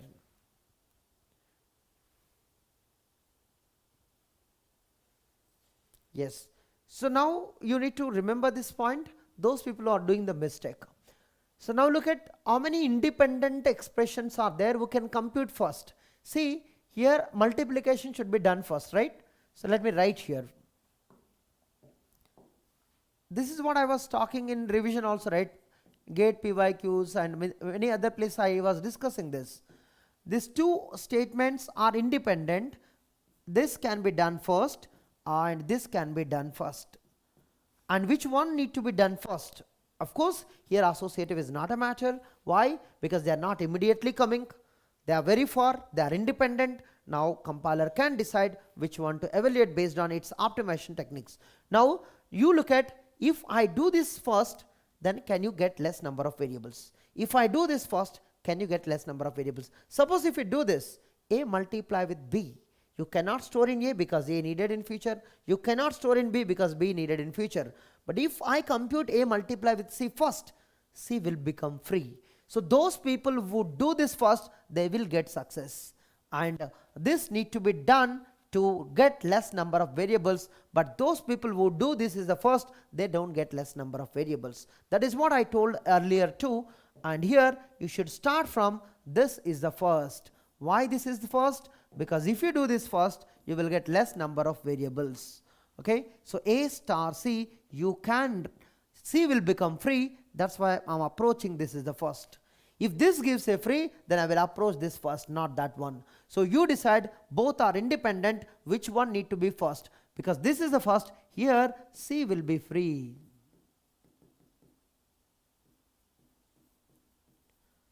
Here, if we do this first, no one will become free. So this one we will go for the second, that is A star B. You can now look at C is over.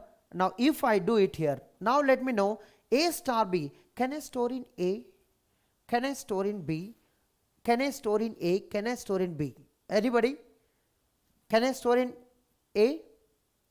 Anyone? So now again the problem comes. If I do compute this first, then I need another variable. C is not free now. C is not free now. Now I can't store in C, I can't store in A, I can't store in B. So what you do now? I want to become a B free, right? So now these additions are there, right? Plus A plus B. Now see, something plus A plus something plus B. Now if I do this first, what I am going to do here, one more picture I am going to do here, that I am going to do this is the second. Why? If I do this, then B will become free when I do compute this. So here, see now, this will become C. Now C plus B. C plus B. Now I can store in C or I can store in B. At this time both are free. I can store in C. Now this time I got two variables. One is C, another is B. Now C occupied. Now B is free when I am computing this. When I am computing this, B I am using it, but B will become free. But at this time still B needed, still B needed A star B. Now I can store in B or C. At this time B is free, not the before. Before only C was free. Only C was free here. Now A star B I can store in B. Now this is stored in B. Now this first, second, now this is actually third happened. Now you can compute, this is the fourth if you want, and that is, what is it? B plus A. B plus A. At this time all are free except C. Now I can store in A, so this will become A plus C, A plus C, that I can store in either A or B or C. See now here what is important, reordering is very, very important. What is important? Reordering the statements. So here we need to work. Multiplication we got understand, right? But the problem is when I am computing this one, again C was here, A is here, B is here. Now I can't store in A, B, C. That is the reason I went for other computation which cannot affect the result. Okay? Which cannot affect the result, there we went. But if you do this first, A multiply with B, you get a D, extra variable T1. So that's why we went here, then plus B we did first. Everyone? So this is one of the interesting question where people might come up with the 3, 4, 5, but actual answer is just 3 variables. So with the 3 variables you can do it. If it is a numerical type gate question, then you should practice well to understand. Everyone?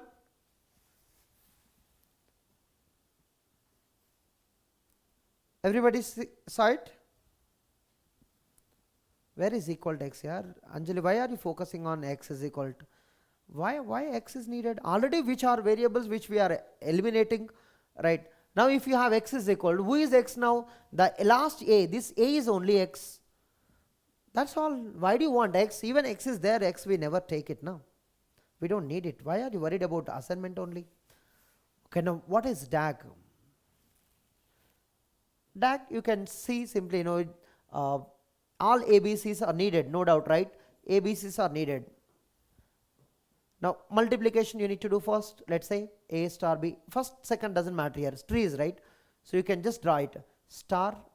Now this A is needed here and C is needed here. And plus A. Which one you want to do? Plus this one I want to do. So this one left side and A, this should be right side. So this should come from right side. And A star C plus B, you want to do this one first, plus you can do this one or this one, you decide, but both will be same answer. So if you do this plus first, and the left side and right side is this one, and again one more plus, left side, and B should come from here. So this is your DAG. Of course the DAG might be possible other way, but number of nodes and edges will be same. So nodes 1, 2, 3, 4, 5, 6, 7, 8. 8 nodes and edges, just count it. 1, 2, 3, 4, 5, 6, 7, 8, 9, 10. I think 9. Yeah, 10 edges. Okay. 6 node side edges. 1, 2, 3. 1, 2, 3, 4, 5, 6, 7, 8, right? You already have 1, 2, 3, 4, 5. 5 operators we have, 3 operands. How can you get 6 nodes? Who is that? Divyanshu?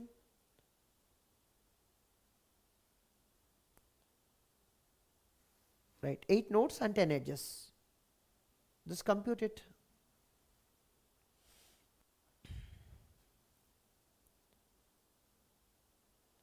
Same plus, do you have any reuse here?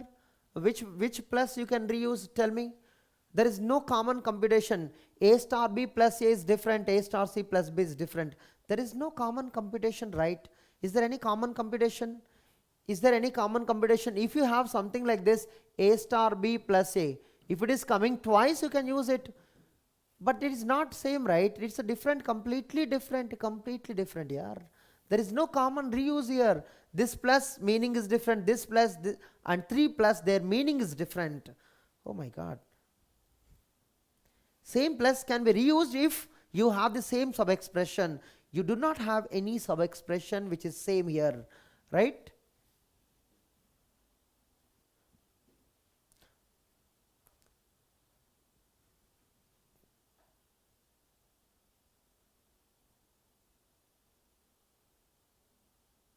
Divyanshu, for plus, same plus, how can be 4 operands here? Single plus, you will be having 2 operands, because a binary operator, how can you take 1 plus 4 operands here? That's impossible. It's a binary here. Binary means only 2 edges you can take. You are building the DAG. You cannot change the meaning here. Divyanshu, don't do that mistakes. Binary operator, you cannot have the 4 edges for 1 plus. It's not the quad operator. Oh my God. Okay. You can't change the meaning of the operation at all. If it is a unary operator, you can take only 1 edge. If it is a binary operator, you should take 2 edges. If it is a ternary operator, you should take 3 edges. But anyhow, you know that, correct? So this is how the intermediate code you need to understand. Okay, you just have a practice on this. Yeah, just have a practice on this, you will have a clarity. Now let's move to the code optimization quickly. The other representations, I hope you will understand intermediate code representations, the 3 address code quadruple. Okay, now the most important topic in that was recently added, code optimization. So in the code optimization, few simple techniques you can easily understand, which can be done on any level. But there are some analysis, data flow analysis techniques are there. So in that, live variable analysis is very important. So there you need to spend more time. So you need data flow analysis requires what? Depends on control flow graph. Depends on control flow graph.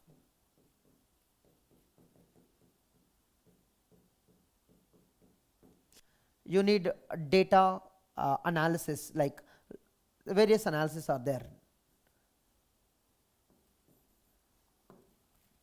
You need various types of analysis like backward, forward analysis.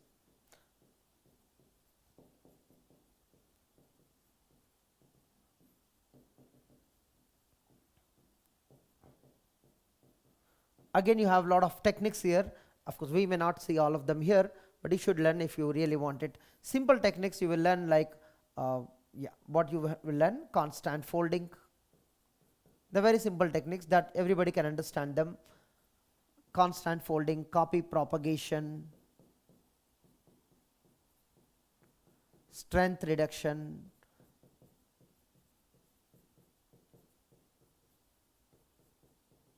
that DAG, common sub-expression elimination, common sub-expressions elimination, dead code elimination. So this dead code elimination can also be done with other approaches.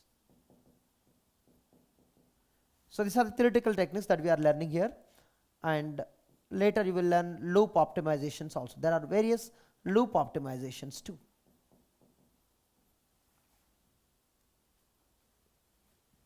Yeah. So now here most important topic is control flow graph. So those people who can understand the control flow graph, slowly they can come up with the live variable analysis, other things. So let's practice first the control flow graph before any other, right? Control flow graph, how do you analyze? So I'm writing very simple code here. So try to understand how to draw a control flow graph. If you can do it, please do it very quickly. Otherwise, just follow me. If x greater than y, go to 7, else you definitely come down.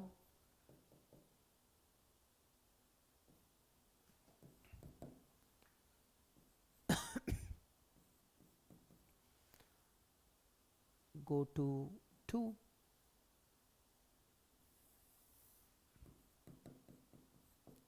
If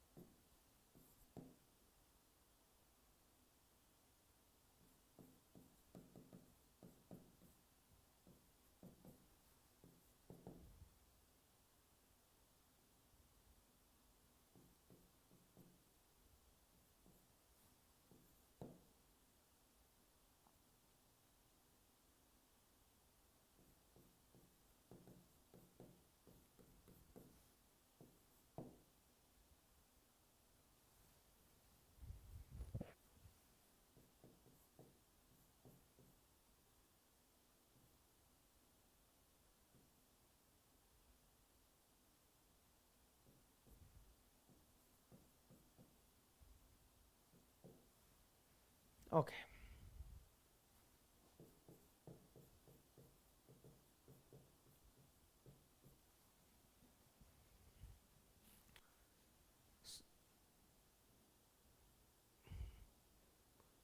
right. So some random code will be there. How you understand to make a control flow graph? Control flow graph contains basic blocks. So anybody knows what is the definition of basic block? So basic block is going to have the instructions which are going to be executed sequentially, but the control enters only at the first instruction and control only leaves after executing the last instruction. So you need to keep the maximum set of instructions where the control is going to execute sequentially. So you need to add as many as possible. So like 1, 2, 3, if I add, the control only should enter here, control only should leave after 3. But nobody should enter in the middle and nobody should leave from the middle.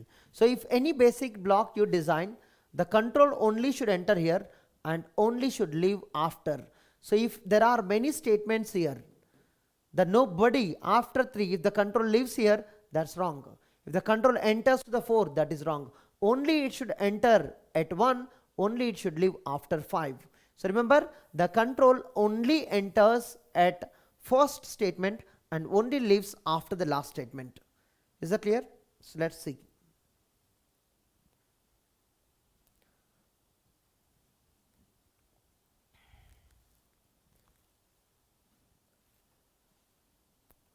First, how many statements you can keep together? Before that, just work on the controls. Okay, after 1, you will execute. I'm just putting the boxes. Okay, later you combine them. Okay, you can keep in one small flow graph, but it's not a control flow graph. Okay, just I'm trying to understand what is each statement. What is each statement? Okay, now we'll plan the some flow. Then go to 7. Where is the 7? Here, right? So this statement here, from here it should come to 7 like this, and then if fails it comes down, then goes down. Go to 7. From here also you will come to 7. If it fails, goes down and then down. Here after x is equal to d, then goes down, and print x goes down. Then here go to 4. Where is the 4? From here it can go to 4. From here it can go to 4. Where is that 4? Here. And now if it fails, it can come down. So that all the blue lines are compulsory. All the blue lines are compulsory. Maybe you see that there is, obviously you may start here, that's fine, and you may end here after this. Okay, so they are very special. That green are very special here. Okay, let's see how people can design. Now my question is, are you able to put statements into basic block? So I'm trying to put 1, 2, 3, 4. Can I put into one basic block? If I put 1, 2, 3, 4 into one basic block, the control only should enter here and only should leave from here. Is that true? Is there anybody coming in the middle or anybody leaving from the middle? You see that after 3, the control actually leaving to somewhere else, not coming to 4. That means 3 and 4 cannot be together. There is another reason. Somebody want only 4, not 3, then the 4 cannot be with the 3, so it is, you cannot put a 3 here, 4 here, but 3 can I put? So every time, see, after 1, 2, after 2, 3, nobody comes in the middle, nobody lives in the middle. So 1, 2, 3 should be together, not 4. Is that clear, everyone? Why 1, 2, 3 together? Because the control enters at 1 and leaves after 3. Maybe multiple controls are there, that's fine, but the control will leave only after 3. Correct? So this is the most important point where people need to understand. So if should not be separated, like flowchart, right? Flowchart, if we write, this is not a flowchart to separate if.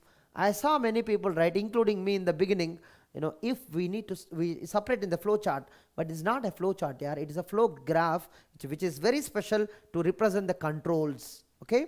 In the flowchart, all could be different, that's fine, but in control flow graph, the 1, 2, 3 should be together. Now after that, there is no true false here, only controls are there. Okay, 4 is there, then 5 is there. Can I keep 4, 5 together? See, 4 and 5. Oh, nobody comes in the middle and nobody lives in the middle. And 6, can I keep together? Oh, if I keep the 6, so 5 either can come 6 or it can go to 8. That means after 5, there is no guarantee 6 will be executed. That's why 6 cannot be together. But after 4, guaranteed always 5 only, because that 4, after 4, you are not going to any other statement ever. Next, 6.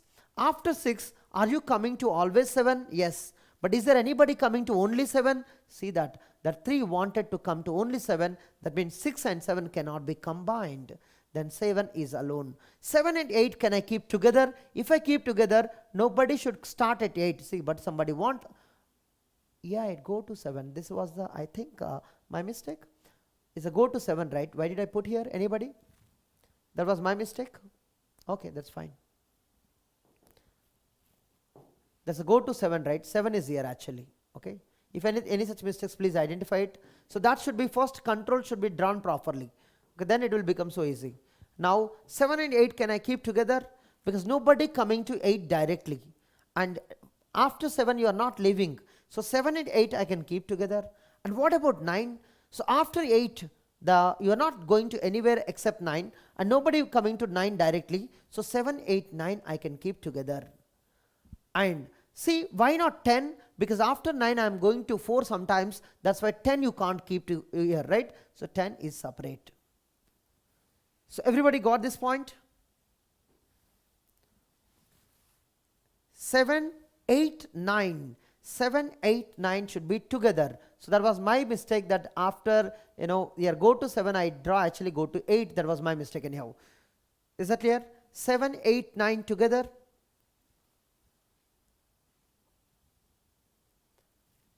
Look at now, the control only enters in the beginning and leaves at the end. See, after 1, 2, 3, the sequence here, and 4, 5 sequence, 6th sequence, 7, 8, 9, 10 sequence. So this green must be there. The control should not leave in the middle at all. So now let's start. Control is entering here, of course, that's by default. And after 3, it can go to 4 or it can go to 7. So we have two choices. It can go to 4 or it can go to 7. It can go to 7. So I'm drawing like this. It can go to 7. And then after 4, I am going to 5 always. Then after 5, I can go to 6 or I can go to 7. Right? So after 5, we can go to 7 or we can go to 6. That is also covered. And after 6, we always go to 7. We always go to 7, but somebody also coming. That's why we have separated to 6 and 7. Okay, somebody want to enter only 7. And 7, 8, 9. After 9, we may go to 10 or we may go to 4. Where is the 4? Here. That's it. Anything else, miss? Just cover it. So this is control flow graph. And by default, start assume here. And this is end or stop. Now if you look at the basic blocks, 1, 2, 3, 4, 5. 5 basic blocks here. Of course, 7 nodes. If they ask, just calculate how many yellow lines are there. Okay, this is what you need to practice. You don't need 1,000 problems to practice, just one problem with the clarity. Why these blue edges are coming, how they are helping us to make one boxes here, right? When you put a box, all the statements should be executed in a sequence, that you need to understand. Okay, that is if or while, doesn't matter what statement it is, right? The after 4, if 5 always executed, keep together, but nobody should enter into 5 directly, right? The entry only at 4 and you should leave after 5 only. 1, 2, 3, 4, 5, 6, 7. Okay, just count the edges clearly, just count the edges. 1, 2, 3, 4, 5, 6, 7, 8. I think 9 edges are there. Just count Kadir properly. It looks like 9 edges only. Just look at the arrows, right? Arrow will help you clearly to count them. Just count the arrows. Here, just count the arrows. 1, 2, because lines you make multiply, count twice, right? 3, 4, 5, 6, 7, 8, and then 9 here. Only 9 edges are there.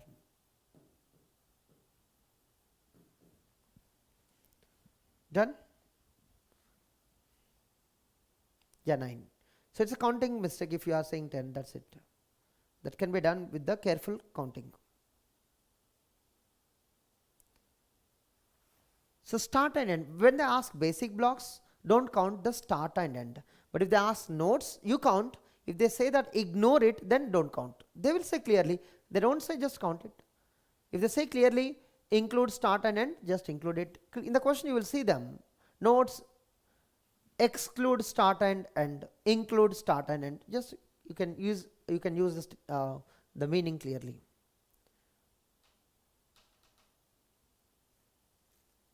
Yeah. Any doubts here?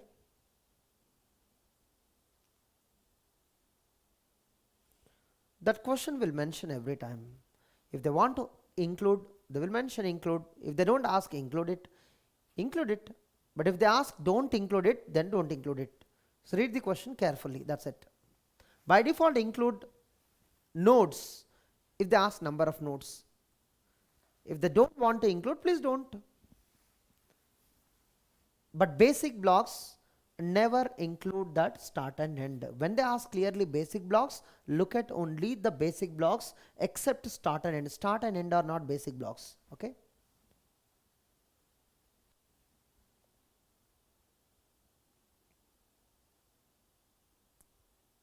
Done?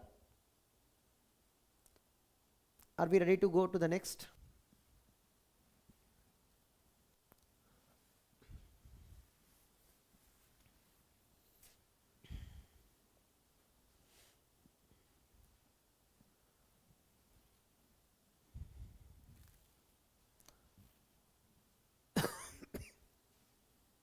Okay, now let's move to the other points.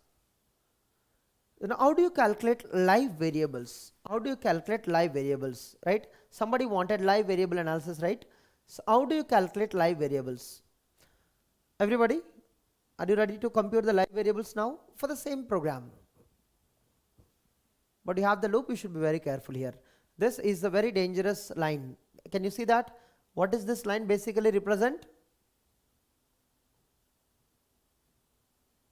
What is this line? Loop. So when there is a loop, you should be very careful because you need to repeat that to understand the calculations. Okay, at least twice, or at least you know every time you are getting the same result, then stop it. So this loop's only confusion, if you don't have the loop, the live variable computation is so easy, but when you have that variables, then you should be very, very careful. Okay. So I think I will take the same example for computing live variables. Okay, it's my own example, right? Because I don't copy from any book. Of course we can, but we are just computing here. So now we wanted to compute the, let's say, live variables at, let's say,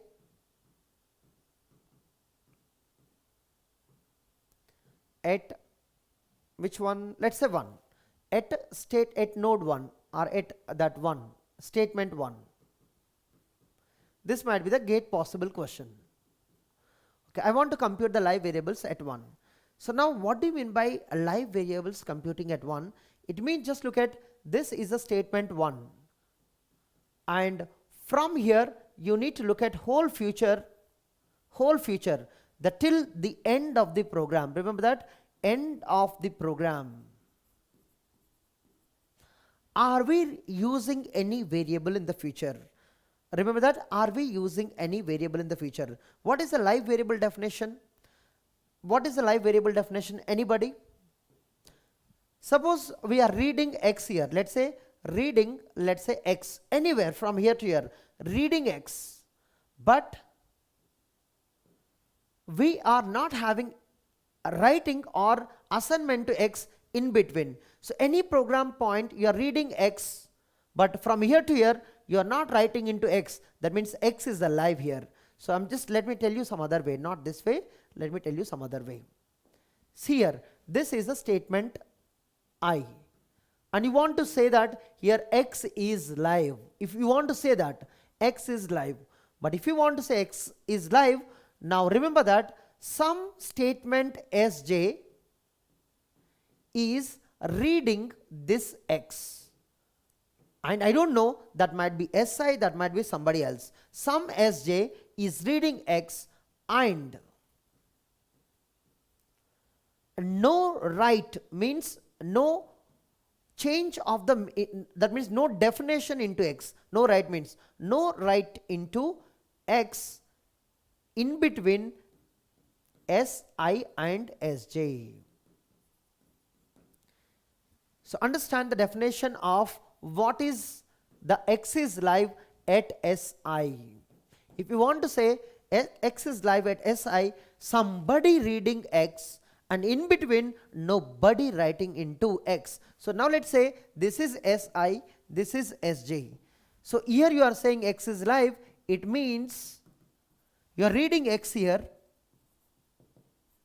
and in between here to here, and no assignment to x, means no write into x, no assignment to x, in between.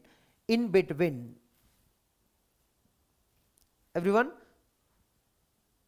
No write means no assignment. No assignment means you don't have a statement like this. You don't have the statement like this. Including the si.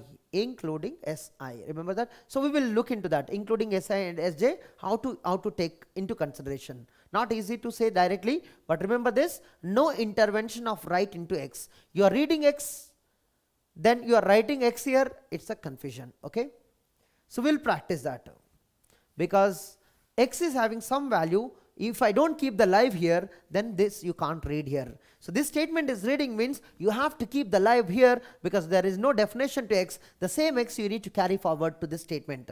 Everybody? So what is the meaning of live? Because somebody need in the future. Who needs that? SJ needs it. So nobody should write, nobody is writing in the sense that same x value I need to bring here. If x is 10 here, then x is also 10 here. They understand the value of live. If I am keeping live here, because in future I want to use it. In future I want to use the same value. If it is not live, then I can change the meaning of that x anytime. Everybody?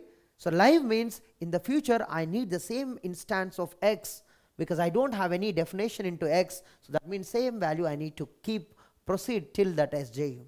Everybody? आऊँगा यार, पहले definition को याद रखो. Example से definition, बिना definition से नहीं होता, इसलिए ये एक्सप्लेन करना पड़ रहा है यार.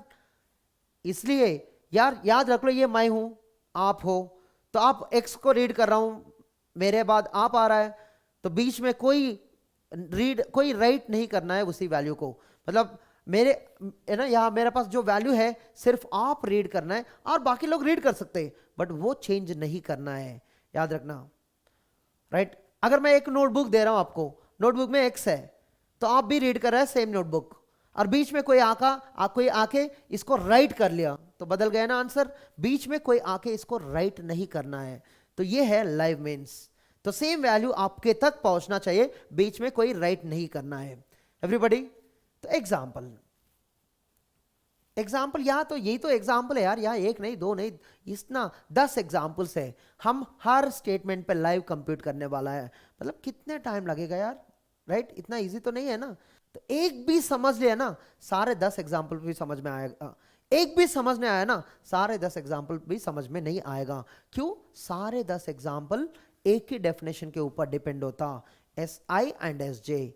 एस आई कौन है, एस जे कौन है, वो आइडेंटिफाई करना मुश्किल होता। एवरीबॉडी एग्जाम्पल क्या यार, 10 एग्जाम्पल करेंगे, क्या दिक्कत है? पहले डेफिनेशन की बहुत इंपॉर्टेंट है। अब देख लेते यहां पर यार, इसमें पूरा प्रोग्राम में कितने वेरिएबल्स है, इसको पकड़ना पड़ेगा। क्यों? यहां पर सब लाइव हो सकता, सब लाइव हो सकता, पता नहीं है ना, तो हर वेरिएबल को चेक करना पड़ेगा। ऐसा रैंडमली आपको नहीं मिलेगा एक्स इज लाइव, रैंडमली नहीं मिलेगा वाई इज लाइव, तो सारे चेक करना पड़ेगा आपको यहां पर। तो यहां पर इस प्रोग्राम में कितने वेरिएबल्स है, सबको उठा के लाएंगे, सबको उठा के लाएंगे। कितने वेरिएबल्स है आप बताओ? एक्स है, वाई है, ए है, बी है, सी है, जेड है, सब उठा के लाओ। Is that clear? कोई भूल गया? डी भी है, X Y Z A B C D. Is that clear? सारे वेरिएबल्स को आप चेक करना पड़ेगा, राइट? अब चेक कर लेते इस स्टेटमेंट पर x इज लाइव और not, one by one check कर लेते, वन बाय वन चेक कर लेते, one by one. And remember यहां पर स्टेटमेंट में some S J reading x and no writing to x in between s and S J, but some S J कौन है? There is a path from S I to S J, there is a path from S I to S J. Remember that, there is a path from S I to S J. Path exist, अगर path नहीं है उसको नहीं देखना है, याद रखना। जो पाथ है, जो पाथ में है उसी को देखना पड़ेगा। देखो अभी 1 है, 1 to 2 पाथ है, 1 to 3 पाथ है, 1 to 4, 1 to 5, 1 to 6, 1 to 7, 1 to 8, 1 to 9, 1 to 10, इतना सारे पॉसिबिलिटीज है। 1 में चेक करना है तो सब में चेक करना पड़ेगा। पता नहीं कितने लाइव वेरिएबल्स आएगा, 1 to 1 चेक करना है, 1 to 2, 1 to 3, 1 to 4, राइट? एक लाइव वेरिएबल कंप्यूटेशन भी बहुत टाइम लगेगा, इसलिए बता रहा हूं डेफिनेशन बहुत इंपॉर्टेंट है। अभी 1 देख लेते, एक्स बारे में देख लेते। एक्स अगर लाइव है तो कोई राइट नहीं करना चाहिए बीच में। देखो ये 1 में देखो, मुझे एक्स, मैं एक्स के लिए देख रहा हूं, तो एक्स 1 to 1 देखो, इसमें एक्स कोई रीड कर रहा है क्या? नो, राइट कर रहा है। यहां राइट कर रहा है मतलब फ्यूचर में देखो यहां रीड किया, बीच में राइट है ना, 1 2 3 बीच में राइट है ना, 1 है, 1 2 3, 3 में क्या है? एक्स को रीड कर रहा है ना, you are reading X, but बीच में एक्स के ऊपर राइट चल रहा है। कहां पर? 1 में ही चल रहा है। इसका मतलब ये x is not live. x जो इससे पहले जो x का वैल्यू आ रहा है ना, 1 के बाद वो x वैल्यू नहीं रहेगा, क्यों? 1 में ही राइट चल रहा है। तो यहां पर स्टेटमेंट एट स्टेटमेंट 1 मतलब जस्ट बिफोर स्टेटमेंट 1, ये भी याद रखना। At statement 1 the x is not live because उसी में x को राइट चल रहा है। Is that clear? Is that clear? यहां पर x इज नॉट लाइव, ये कहां से मिला आपको आंसर? क्यों? इसी में राइट चल रहा है, फ्यूचर में जो भी रीड किया वो x लाइव नहीं होगा, क्यों? इसी में डेड हो गया वो वैल्यू। एवरीबॉडी, और यहां भी देखो 8 में भी रीड कर रहा है, यहां 1 to 8 पाथ है बट 1 में ही राइट चल रहा है, इंटरवेंशन 1 में ही चल रहा है। और 9 में भी रीड चल रहा है, 1 to 9 पाथ है बट 1 में ही इंटरवेंशन चल रहा है, तो 1 में ही राइट है, तो इसकी वजह से दिक्कत चल रहा है। तो फ्यूचर में x कभी, या जो x वैल्यू आ रहा है ना, लेट्स से x इज 10, ये 10 लाइव होगा क्या? नो, जो a में जो वैल्यू है वो उसमें x में जाएगा, वो x फ्यूचर में अवेलेबल होगा, ये 10 अवेलेबल नहीं होगा, इसलिए बोलते हम x is not live. Everybody, x is equal a होगा, 10 नहीं होगा, इसलिए बोलते हैं हम जो x बाहर से आ रहा है ना, वो x फ्यूचर में लाइव नहीं दिखेगा। जो x में आए यहां राइट हो रहा है तो x इज इक्वल ये यहां अवेलेबल होगा, और हो सकता है इसमें भी वही अवेलेबल होगा, कुछ और होगा। Is that clear? Why x is not live at 1? कब लाइव होगा वो भी बताता हूं। देखो x इज इक्वल, अगर x प्लस a होता, देखो ये है रीड, अगर मान लो यही स्टेटमेंट लेट से 123 स्टेटमेंट, मैं 123 स्टेटमेंट में x लाइव है नहीं चेक करना है, तो यहां पर रीड कर रहा है ना, बट राइट से पहले रीड हो रहा है ना, तो हम बोलते हैं यहां x इज लाइव। क्यों x हम x चाहिए होता प्रीवियस वैल्यू, यहाँ प्रीवियस का x वैल्यू चाहिए होता, बट यहाँ प्रीवियस का x वैल्यू चाहिए नहीं है, क्यों, यहाँ x को यूज ही नहीं कर रहा है इसमें, जो पुराना x है. Everybody, is that clear? When x is live at 123, अगर स्टेटमेंट 1 में अगर कोई लिखा x is equal x plus A होता, स्टेटमेंट 1 पे x इज लाइव, क्यों, वो पुराना x यहाँ जरूरत है, तो अगर उसको डेड कर लिया, यहाँ यूज नहीं, यहाँ अवेलेबल नहीं होता उसका वैल्यू, तो यहाँ we need that x is live because we wanted to use it 1 at least. Is that clear? At statement 1 x is live hota if you have the statement x is equal x plus a. So now s1 to s1 we have a path, 1 to 1 we have a path, 1 reads at x in between. So this happens first, everybody knows first, because this happens later, this happens later. Okay, the right will happen. Everybody knows that equal assignment statement. Assignment statement, everybody knows, if you are writing LHS equal to RHS, who will, RHS equal to LHS will happen second, right? There are total 3 statements here. 1, read LHS, read RHS independently, but second, the RHS will be assigned to LHS. That happens later. Yes or no? First we read the RHS and LHS separately, then we'll assign later. So understand here LHS is going to play very crucial role. Right, and array r, how many of you don't know this means x is equal 10? What is the meaning of this one? It is write into x, assignment into x, definition, it is called as x definition. So remember, all these are same here. You are intervening, you are changing the value of x. You are intervening, right? You are updating the value of x. That means the old value of x is modified. Is that clear? This is called as you are changing the value of x. So यहाँ पर जो x value है, the value will become dead. You are giving new value here. You are giving new assignment. You are giving new meaning. You are giving new definition. This is called as right. Come on, come on. If you want to use the live definition, you can use any of these 3 words, all are same here. Okay? Just look, anybody changing that value of x, that's all. Now here, x is not live because the 1 itself is changing the value of x, and 1 itself is not reading anyhow. So now let's look for a. X is over, right? X is live. What about y? I'm looking for the y. 1, you're not reading. 2, whoa, we did not get the read first, we got the write first. That means y is not live. Also, you look for any other statement, gone. Why? See here, y we are reading here, but in between there is a write into y. That's why the y is not live. Did you get the meaning? Another one, the one you are one you want to say y is live, but y is not live. Why it is not live? Because 3 is reading, but in between there is assignment y, assignment to y. There is write into y. That's why y is not alive. Okay. What about a? Check a, and from 1, oh, 1 itself, see, 1 to 1 only have a path. 1, you want to say a is live, a is live, and anybody reading a, oh, 1 itself reading a. Is anybody writing in between? No one, because after reading only write into a happens, but anyhow you are not writing into a, that's fine. So this is 1 to 1, there is a path, right, itself. So here a is live. Okay, anybody want to compute this? This a is alive here. Each one you need to understand. What about b? Is that b is alive?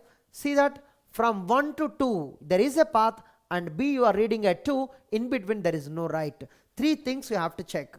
You are looking at 1, you are writing at 1, and you are taking the help of statement 2, and you are looking for the path from statement 1 to statement 2. So b is live. And you are reading in statement 2, and we have a path from 1 to 2, and nobody writing in between. Okay? 3 things you need to work out. Now you look at my example. That's what I was talking about, right? You want to say here live, look for the future. Look for the future. There is somebody in the future who might be reading that value. and no write into X. Is that very clear? Is that very clear? You want to say somebody is live, look into future, including this statement, look into future. If anybody reading that value, then we say that is live only when there is no write in between. Is that clear? Just look at three things. Look for the future, find out who is reading X, and look for the path, and nobody should write into X. So complete meaning is here, and if you do not understand this, doesn't matter 1000 examples you take, you will never understand. That's why I was focusing on definition rather than example first. So if I am saying X is live here, then I am reading in the future. This is called as look for the future. Look for future, don't look for the past. This is the future programming point, and this you are reading X here. You see that reading X here, and in between nobody writing into X, including SI. SJ don't look at. SJ may write, not an issue, but if SJ is reading, that's fine. If it is writing, that happens later. So read must happen first. Okay, there is no path we never look at, right? If you are preparing GRE, you will never write the GATE exam. Is there any meaning for that, Kader? If somebody is reading in the future and there is no path, you are writing the GATE exam and you never join, any use? No, right? So if there is a path, then only you will look into it. Otherwise, you will never look into it. Yeah. What is the use of keeping that variable live there if there is no path? Only we look for the statements who are having in path. Fine. Is that clear?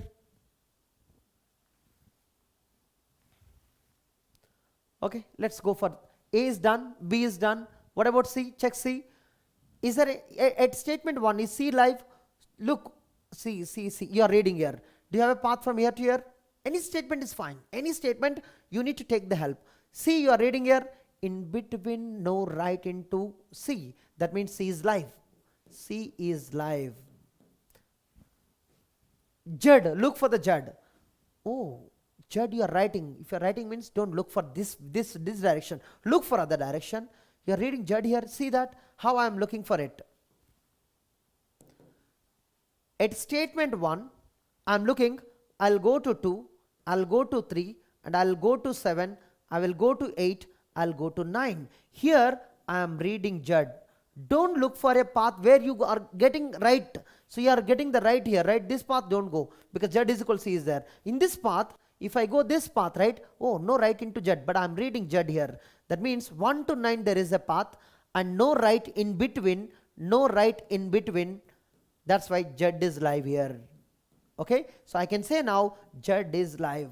At least one path is there, then we say Z is live.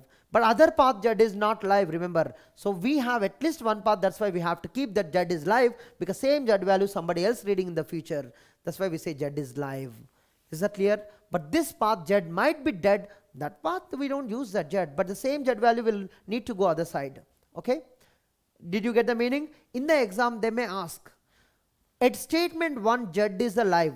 Can you find out which of the following path will prove you Z is alive? Look at possible GATE question in the future.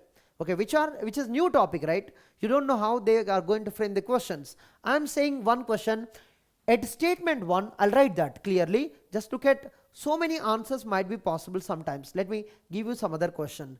Okay, there are multiple answers might be possible. Okay, let me give you that.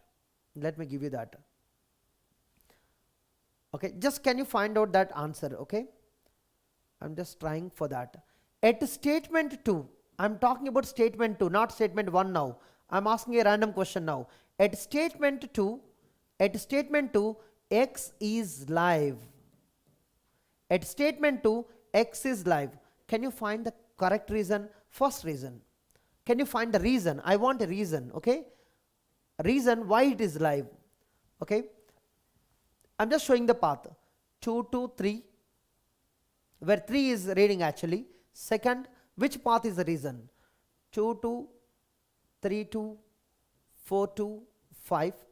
And third example, 2 to 3 to 7 to 8. And fourth, 2 to 3 to 4, 4 to 5, and 5 to 7, and 7 to 8, 8 to 9. So tell me which is the correct reason to say that statement at statement 2 x is alive. If you are able to understand, right, the one of the model gate question, predictable model gate question, you can easily answer it. So possible this kind of questions could be asked, because so far this kind of questions not asked, and because the reason was it's a new topic. Okay, at statement 2 x is alive, which of the following path will be the reason? At statement 3 you are reading, right? At statement 3 you are reading, right? So 2 to 3 there is a path, right? So this is the perfect reason, MSQ type. And 2 to 3, 3 to 4 to 5. See that at fifth statement you are reading. In between, are you writing into x? No, right? Even though 3 is reading, it's okay. 5 is also another reason. 5 is also another reason. It's fine. But look at 2 to 3, 3 to 7, 7 to 8. 8 you are reading. But when you come via this path, 2 to 3, 3 to 7, 7 to 8, the 7 is actually writing, so you should not depend on the 8. So here the 8 is okay, path 2 to 8 path is there, 8 you are reading, but 7 is actually changing the value of x. So this is not a valid reason, not a valid reason. And fourth one, same problem, that 9th is reading, not an issue, but 7th is writing into x. So 7 is making an issue here. Here 7 is making an issue. If you don't have a 7 right, even that 3 and 4 could have been correct. So here 1 and 2 statements, 2 paths are correct. Everyone, 2 to 9 there is no path. There is no path is valid. It's not the valid path. You have a path, but it's not a valid path to become x is live. I am asking at statement 2 x is live, which of the following path is the reason? So it's only that 2 to 3 or 2 to 3 to 4 to 5. That's perfect reason. Are you able to understand? That is why, live variable definition, you need to look for the future where that statement Sj is actually reading x, nobody writing into that x. Then we say x is alive at Si. Look at how I need to refine the definitions. Anybody is having the doubt, please cross check the statements, the 4 statements, 4 paths I have given to have a reason. All are correct paths in the program, but not to become x is live. If you want to become x is live, these 2 paths are giving the reason why x is live. Clear? Is that clear? Okay, just practice yourself. There are hundreds of questions are there if you really want to make here. Okay, hundreds of questions are there. One example, you practice every concept, that would be sufficient. I'm only working still at statement 1.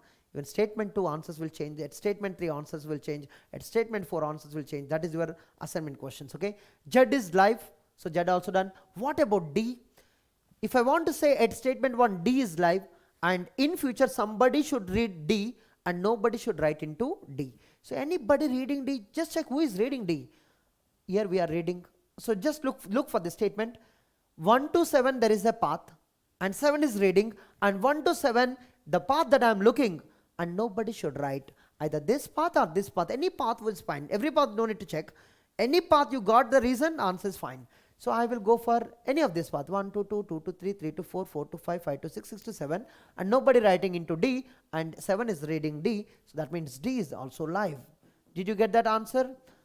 They may ask how many variables are live at statement 1. That is a numerical type question. Total number of variables are 7, and out of 7 we have 4 variables are live.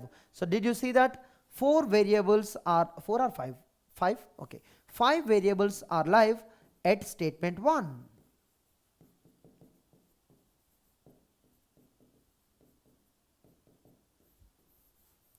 So possible numerical type question. Okay, anybody want to calculate this live? Look for the future, and that statement should read, and in between no write into that variable, then we say the x is live at the present statement. Okay, fine, everybody got the answer? This is only the one complicated or complex type question in the code optimization. Remaining all we have revised what the constant folding, like you can fold the constants. Yeah. So what is your homework? Every statement you need to identify what are live variables. And yeah, now you ask the question, Z is live. You just look at here, focus on why Z is live. Just look any path. Here I am saying Z is live. Is there any future statement who is reading in this path? No, but look this path. Here you have a Z, right?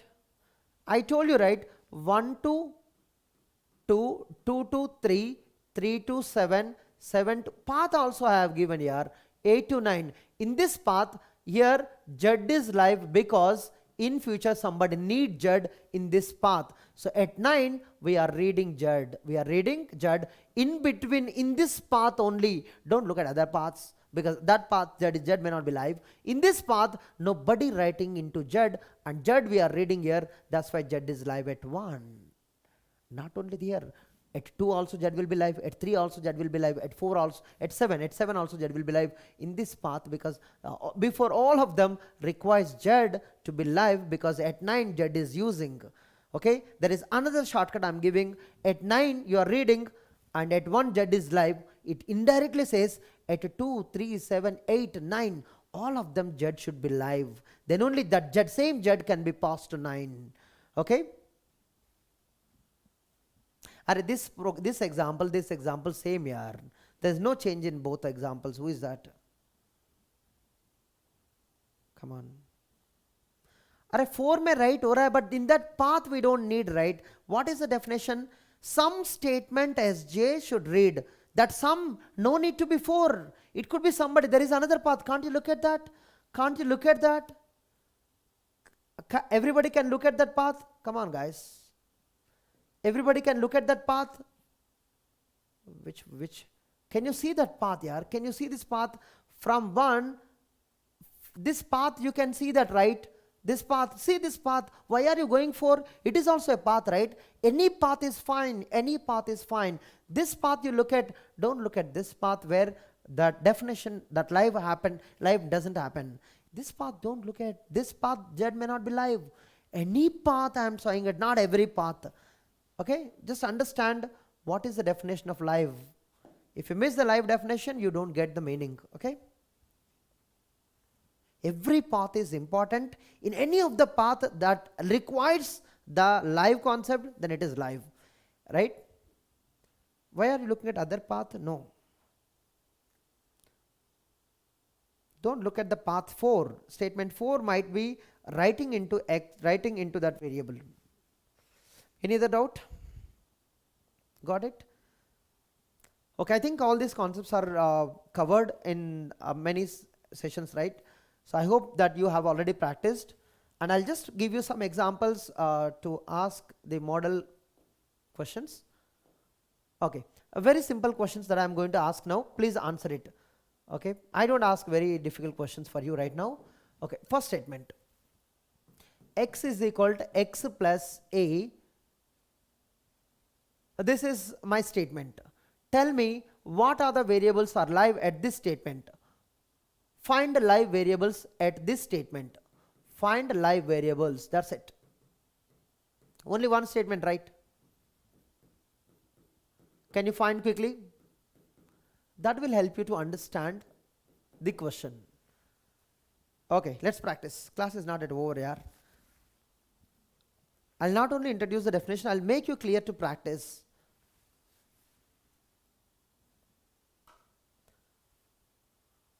Okay, find the answer. Then second, X is equal to A plus B. Can you find the live variables? What are live variables here?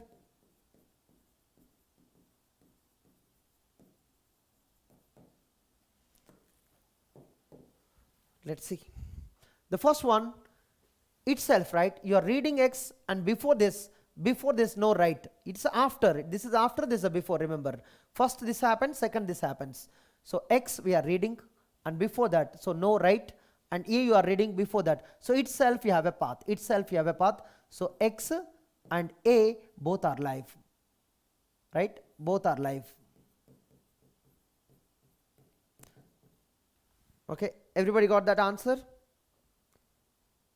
X and A, the first one X and A, only X John is what? What are you trying to say? X is live as well as A is live, because A you are reading and no write into A. X also you are reading, no write into X before this. Okay, so here you need to understand this. Well, look at that, how you need to understand. Here actually happens T1 is equal to X plus A and T1 goes to X. Is that clear?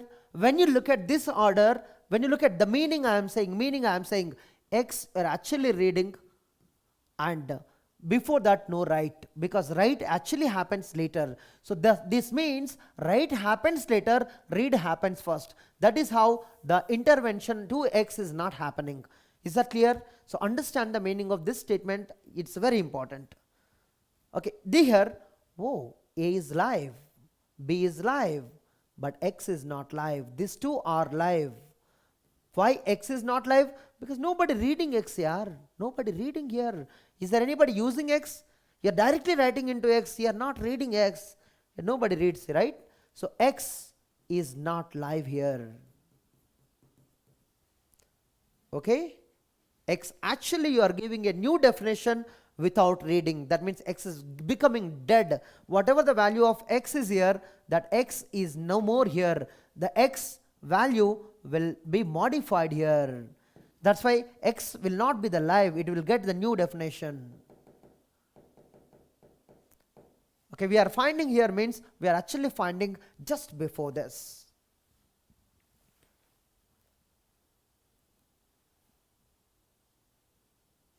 Exactly, that's a good point. That's actually the next question that I am discussing. Okay, now let's look at third. Previously that was a statement, right? This is actually basic block. Okay, X is equal to A plus B, Y is equal to X plus C, and Z is equal to Z plus B. And now this is called as, let's say, basic block. Basic block. Okay, let me write something like if Y greater than E, something like that. This is the basic block. Now if anybody asks what are the live variables at this basic block, means that what are the live variables at the first statement, both are actually same. Both are actually same. So if there are 4 statements, what are the live variables at this statement in the program is same as what are the live variables at the basic block. So this is actually called as, if you have studied this analysis, this is called as in. So inset of this basic block, inset of this basic block is actually represent the live variables of the basic block, or live variables of this statement in the whole program. Matches. Okay, so understand now live variables at the basic block. Can you compute live variables? Of course, individual statement, assume that you are only looking at this statements only, not whole program, because nothing is given to you. Assume that this is only your program, but that's a better, because if I give you half of the program, right, you will be confusing.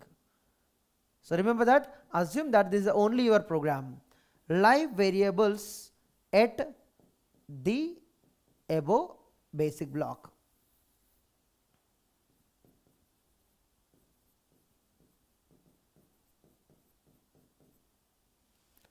Okay, find live variables at the basic block.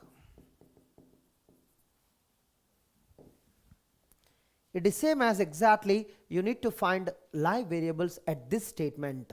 So from this statement you need to focus on this. Okay, let's find out.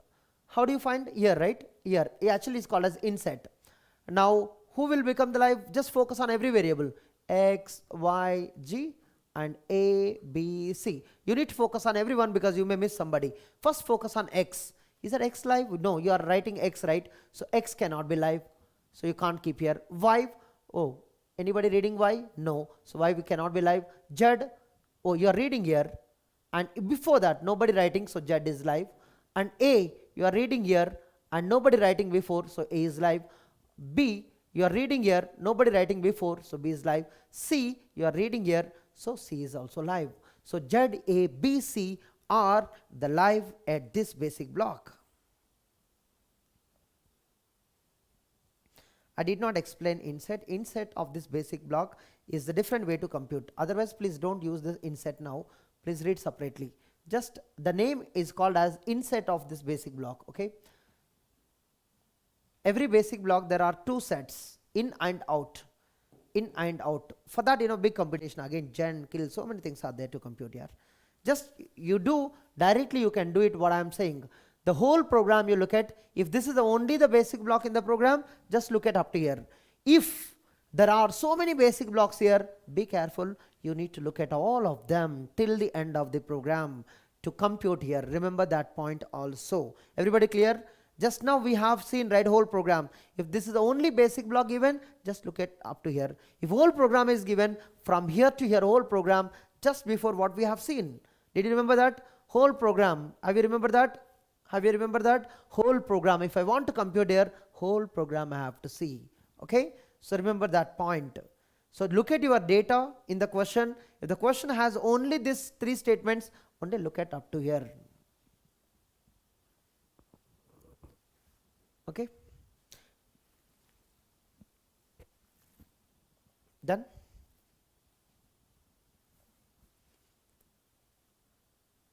So we have 4 variables, right? 4 variables. Now the same, for the same question, you have some other statements like the fourth one. Now there are two things. Compute gen set and kill set. Gen and kill sets. They are very easy. What is gen set and what is kill set? So for this block, gen set exactly like live variable set. But only look at this block, don't look at any other basic blocks.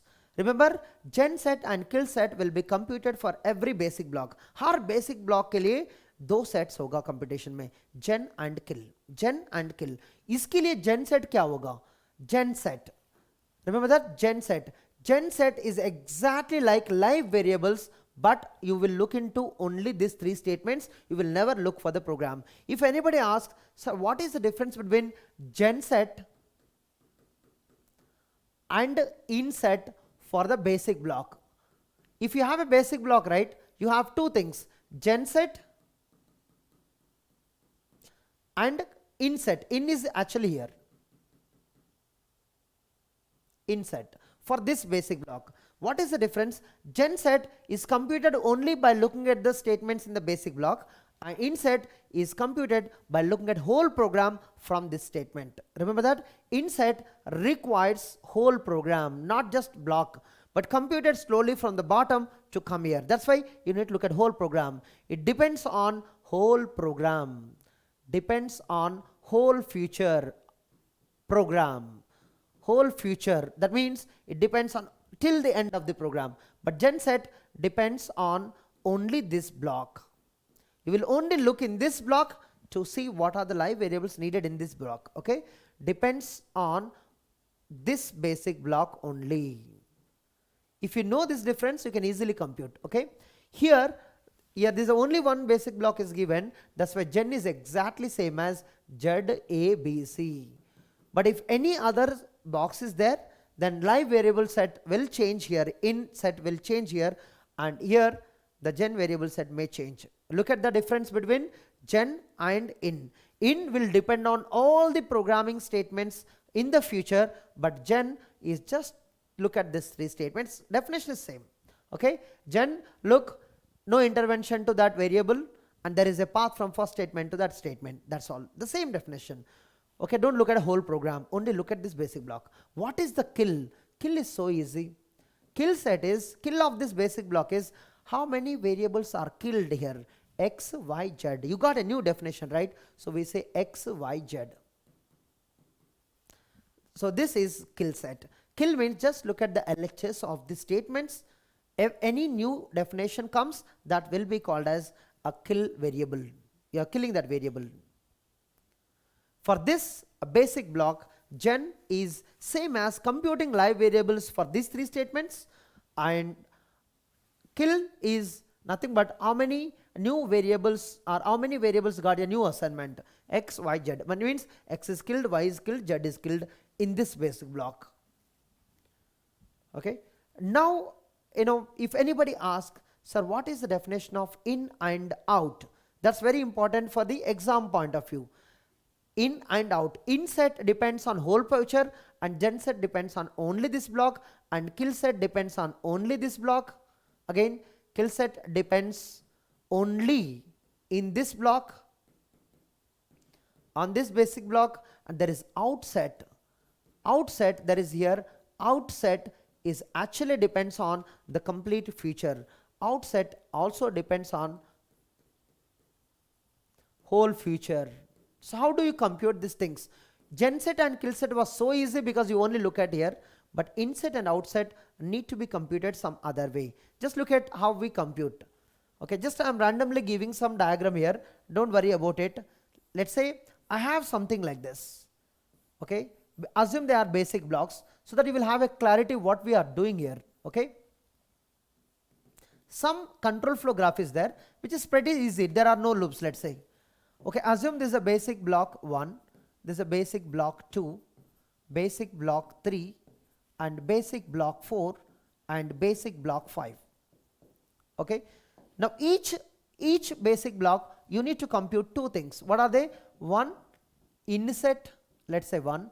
Next you need to compute outset 1, and here again the inset, let's say basic block 2, and outset the basic block 2, and here inset, okay, let me write this side, here inset 3, basic block 3, and outset basic block 3. We don't compute this way, it's a computed from backward. That's why it's called as backward analysis. What is it called as? Backward analysis. Okay, here inset 5, here outset 5. Now actually they are computed from the bottom to up. This is called as backward analysis. Backward analysis. So now you understand, when I am computing live variables here, actually I am looking whole future. But if anybody computed from already from bottom to up, right, you could have got the right answer quickly. But why should I look at every basic block? That's why I am looking from here to the future directly. And I am focusing on every variable. That's why I never miss the variable, right? I get the right answer. But if you want everywhere, then better to come from here to go there. So now what you do is, the formula, just look at how do you compute. Out of 5 here, before that there's nobody, that's why it's pi. And now in 5, if you want to compute in 5, you need to compute two things, gen and kill. That you already know, right? Kill means who are killed, gen means who are alive only in this basic block. So compute gen and kill here separately. Gen 5, kill 5, they are computed by looking at only this basic block. Now you got the both answers. Then how do you do it? The in 5, from out, those variables which are killed delete, and union do the gen. So in 5 is nothing but from out 5, do separate the kill set, the kill you delete, and after that do the union with the gen set. Look at that. Those variables you have, those are killed, you are deleting, and you are doing which are live. Gen means actually they are live here. So you are adding again live. So those are dead, we deleted, those are live, we added. But live we should add later because gen is going to come nearest to this line in 5. So understand the same formula comes everywhere, but look at. Now in 5 is done. Now to compute this out 3, just copy here. The out 3 actually same as in 5. What is it? It is same as in 5. And what is out 4 is same as in 5 because you are coming directly from here to here in the backward. And here again you need to compute what? Gen 3 and kill 3. And formula is same again. So what is in 3? In 3 is same as from out 3 minus kill 3 union what? Gen 3. And here in 4 is again you need to compute here gen and kill, gen 4 and kill 4. In 4 is equal to out, take the out. Okay, out 4 minus the kill 4 union gen 4. Formula everywhere same, just you need to change the subscripts, that's it. Any doubt so far? Yeah. Now how do you compute out 2? Now look at, there are two paths, right? When you go backward, both directions you are coming. So what do you do? In 3 union in 4. It's a very important, you have two paths. You are coming from in reverse, two directions, you are coming to here. So in 3 union in 4. So this is one of the important point for the exam. So in the last year, I guess they asked based on this kind of question only. What is the out 2? That's in 3 union in 4. In 3 union in 4. And here you compute Gen 2 and kill 2 you compute separately using only this basic block. Don't look at anybody else. But in 2 is depending on out 2, because you need to look at whole future already computed here. Out 2 minus kill 2 union Gen 2. And the same thing will be copied there. Out 1 means in 2 already computed. And here Gen 1 compute, kill 1 compute. In 1 is nothing but that that's out 1. Out 1 minus that kill 1 union Gen 1. Gen 1, that's it. So now if you really want to understand, just keep in mind one thing. What is that one thing? If you have the basic block, the out you can compute in 2 ways. Out of this basic block, let's say k. Out k can be computed based on if you have only one edge. If you have only one edge, that k plus 1 you just copy here. In k plus 1 just copy here. If you have here in k plus 1, let's say in k plus 1, just copy here as it is. But if you have two paths are there from, okay, actually this direction is this side, right? If you have two paths from here, then union of two ins just copy here, okay? That is out.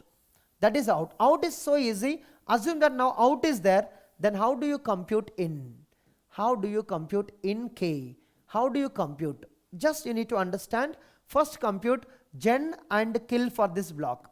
Gen k, kill k for this block. So out k minus kill k union gen k. That's all. So this is, they may ask only for one basic block. You know, one basic block already it's too lengthy, and if they give a program, you may take much time. But they may ask you very easy question. If they give you a program, they will ask which of the following variable is alive. 4 options, 4 variable, just only focus on 4 variables. Don't look at all the variables in the program. Is that clear?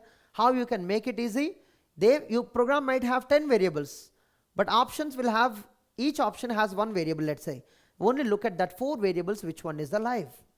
Okay, so depend on the question. If the program is so big, then you should look at only 1 or 2 things as per the given data. Okay. Yeah, I think we will stop here because, you know, there are many things to do. Okay, remaining things which if I leave anything, please try to cover them. Okay. You can see, yeah. Yeah, anything else you have to ask? If you have any doubts, I will take up them. Otherwise, we can wind up the session today. I believe that most of the important topics are covered in all the sessions. I have taken PYQ session, revision, right? Yeah. So this was not covered earlier, so I had to spend the time on this. So take care of this. Yeah. Thank you everyone who have attended. In case if you have the doubts, you may ask. I'll be there. Yeah. Thank you so much for attending the session. All right. Okay, see you tomorrow then. Okay.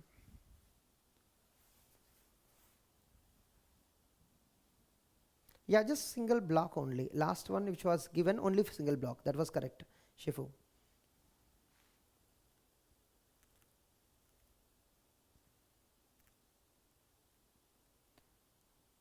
Yeah, Divyanshu. It means when you are reading the sentential form, right, that sequence, the prefix of the right sentential form pushed onto the stack.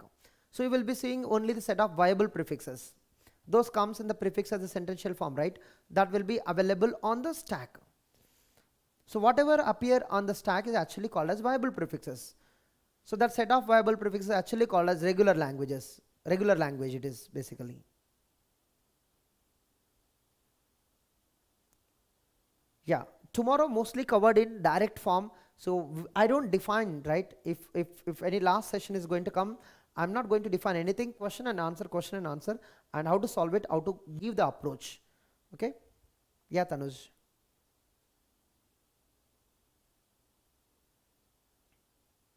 Yeah, thank you, Kader. I'm discussing many new things because you people are actually wanted it, right?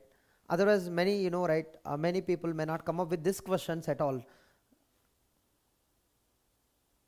And coming to the live and taking the doubt session is too difficult when the topic is new.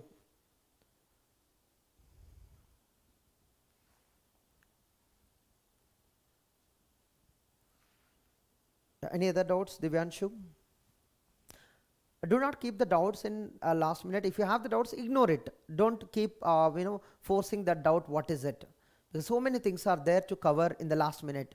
Now it's the time to have the glance of what you have learned. Remember that what you have not learned, that's okay. You may or may not attempt it, but what you have learned, what you have done properly, you must attempt in the exam. Okay, so tomorrow or day after tomorrow we'll be having the session to give you, what kind of approach you should not, what kind of approach you should. Okay. Yeah, meanwhile you keep utilizing your whole day for revising well. Yeah, thank you all. In case if anybody forgot to like the session, please do like and share with your friends. See you tomorrow. Bye bye. Take care.